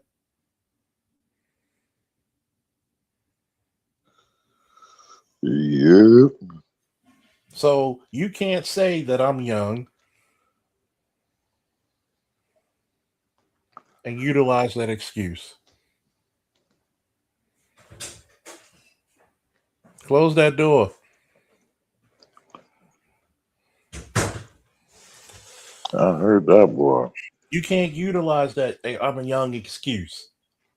What, you expect to have babies at 40, bitch? Why do you think your body starts to develop having children around 14, 15, 16? Because those are the optimum years for your body biologically. So if you're 19 and you have a kid, and I remember dating this one chick in the department. One of the cardinal sins: don't shit where you eat. Don't shit where you eat. And she graduated college at 23. I said, so at 23, you couldn't get married? I was super young. Bitch, 23 is not young to get married. You a dipshit. And guess any bitch who says that, guess what she's usually not gonna be? Married in her lifetime. Real shit. It's stupid. We don't give a lot of these bitches babies. Think about it. You think Brittany Renner gives a fuck about her child? No. She's about the child support. No, that's another demon, boy. And then here's her ratchet. Her and her mother. Guess what? She's a mixed bitch. Her mother's a ratchet white bitch. So here's my thing. Stop believing that it's just Keisha, because there's a lot of motherfuckers over there. We got the equivalent of COVID in this country, and everybody got Keisha-like symptoms. You going around making the baby feel uncomfortable and crying, and you worrying about child support because your bitch ass too fucking lazy to work. Which goes back to the whole thing about sharing dudes. Mm-hmm. See, another thing we got to stop doing is we got to stop saying we. Mm-hmm. No, they are giving these broads kids. Mm-hmm. I want you to think about that. You got Brittany Renner, a known hoe, which pisses me off about PJ, because, you know, it improves my thing about 2 of the biggest simps in the world are studs and athletes and over the hill niggas. And you telling me you want to get pregnant a bitch that's been passed around like that basketball you play with, and you didn't think you were going to catch hell? What do you think LeVar Ball told his boys? You will never find love. You will never find. I would if I wasn't with a chick before, I'm not gonna find. I would be pragmatic. Why get married? Well, it took me one time to learn my damn lesson. You hear me? Shit. You know, you think Tiana Taylor really loved Homeboy? Get the fuck out of here. Kind of like DDG. DDG fucked up with Halle Berry. See, he thought he had a winner. Mm-hmm. No. No, you got T- the same shit. You could have grabbed any fucking black woman, any chick out of the fucking projects in a insert city here. Mm-hmm. Tiana Taylor is trying to get up to the level of of Holly Berry. She's trying to be like the next Monsters Ball bitch. Tiana Taylor, some of that She divorce settlement she got rescinded. she's trying to have her own Monsters Ball type of movie. Some of that Tiana Taylor settlement shit got rescinded. Good. Especially since at the time she was making more. And not only on top of that, the rumor is before Tiana Taylor, he was banging what's shorty name that went crazy over the white boy? Y'all know what I'm talking about. Travis Kelce, his her. ex. Yeah. See, that's another thing black men gonna have to stop doing. Black men gonna have to stop simping when you get money. Boy, it's hard. Niggas be simping when they get money, yo. And they get shocked too. Like I had some dudes just look at me all shell shocked when I tell that motherfucker, no, you're not fit to hang around men, to be around men. The hall of men. No, you're too much of a liability. They be like, That's all. That's all DDG did. That's all DDG did. How come we can't hang, man? How come we can't do this? How come we can't do business? No, because of how you show yourself to being with this woman. Like you're too far gone. No, as soon as she breaks your heart, damn it, you catch her sleeping with two dudes and shit, then you gonna try to breathe that hellfire up on everybody else. No, I'm cool. Well, it's the same thing with, like I said, DDG and Iman Shumpert. Okay, DDG didn't get nobody pregnant until Halle Berry because you really wanted the wife, and that's why you got her pregnant. Mm-hmm. Which is the black man Cardinal son we talked about earlier. And then all you got was the same old baby mama shit you could have got from anybody. And then Iman Shumpert, it's like, okay, why would you marry the broad and then want to still fuck hoes? You could have just been single. One thing I give credit to Kevin Durant for, he don't got no kids. You never hear his name come up and shit. Yep. Nothing. I don't know if that nigga then got snipped or what the fuck, yo, but he makes sure he keep his name out of shit. I mean, you can't. You see, here's the biggest problem.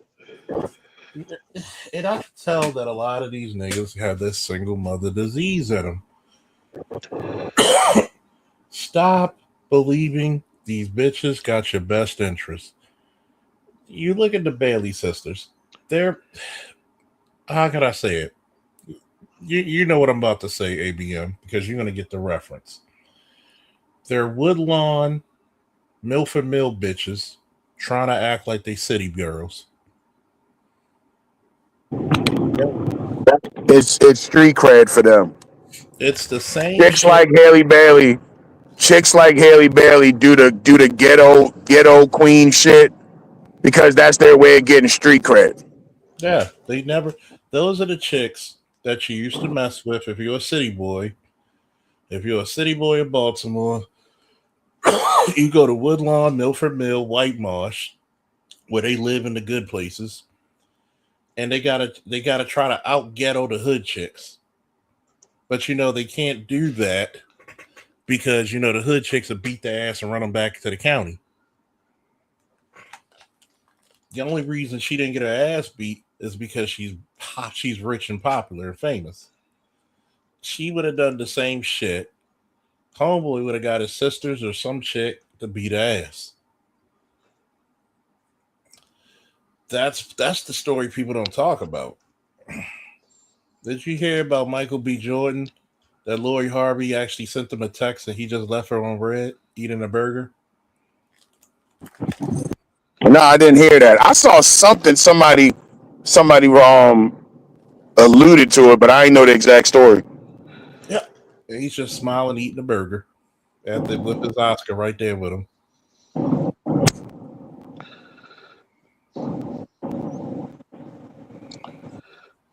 know, like I said last night, Lori Harvey, she's been bouncing around the industry. I mean, at this point, why would you want to wife her? Yeah. I don't even understand why niggas would want to fuck her at this point. First of all, I'm just gonna go ahead and say it. I don't see the big deal in her. Nah. Hey, you I know who just still don't. look I good don't after all see this what's time? there. What is there that I'm not seeing? You know I'm who not still saying looks she's good all ugly, this but I'm time, just simply though? saying, After all, what is the fucking deal? after all this time, you know who still looks good? That your girl played Topanga. Yeah, but that's a different story. But here's the crazy part: none of these bitches will be married. All these bitches will complain about men. All you gonna see the next generation of Vivica A. Foxes. You were one of the baddest bitches in your prime, and this is what I always tell you niggas, man. A lot of y'all niggas who listen to my show who are single or younger, if you see a bad bitch who can't keep a man, there's something wrong with her. If you're gonna fuck, don't take it seriously. Don't fall in love. It's just a sport. It's no different than you playing ball with your boys or working out in the gym. It's just a sport. Wrap that shit up like it's fucking king, like it's king fucking, like it's nothing, like it's a goddamn almond raw. Like you felt like you wrapping that shit up like a mummy. Like, I'm sorry. You gotta look at these chicks and see the mental illness before them. Eyes glazed over, head tilt slightly to the side. They're looking at you because they have no empathy. You're a plaything to them. They're the Walking Dead. Damn it, Dead Dread. What? Look at Kiki Palmer. She didn't want that nigga for nothing but the genetics. She didn't think about marriage. She didn't think about shit. That lets you know the class of women they are. They will willingly go up on the stage of Saturday Night Live with the fucking baby bump in there, obvious baby bump on them. And then you want to try to make it look like this man abused you because you gave them still frames. And guess what? Once they put the video together, you were attacking him. Notice that video went way quiet, didn't it?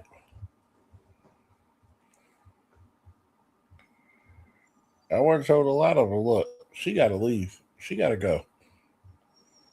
You gonna put me in jail? Yeah. You gonna scratch me in my face? Yeah.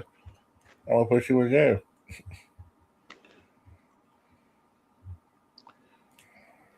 But nobody wants to actually hold these bitches accountable. This is the reason why black men in unison should say, hey, I may not agree with you all the time. I might have my differences, but here you go. I can't take you seriously. I really can't. Yeah. Hell, I can.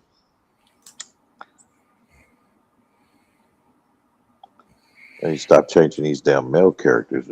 I mean, in the fucking female characters. I'm tired of that shit. Yep. Anybody got any last words?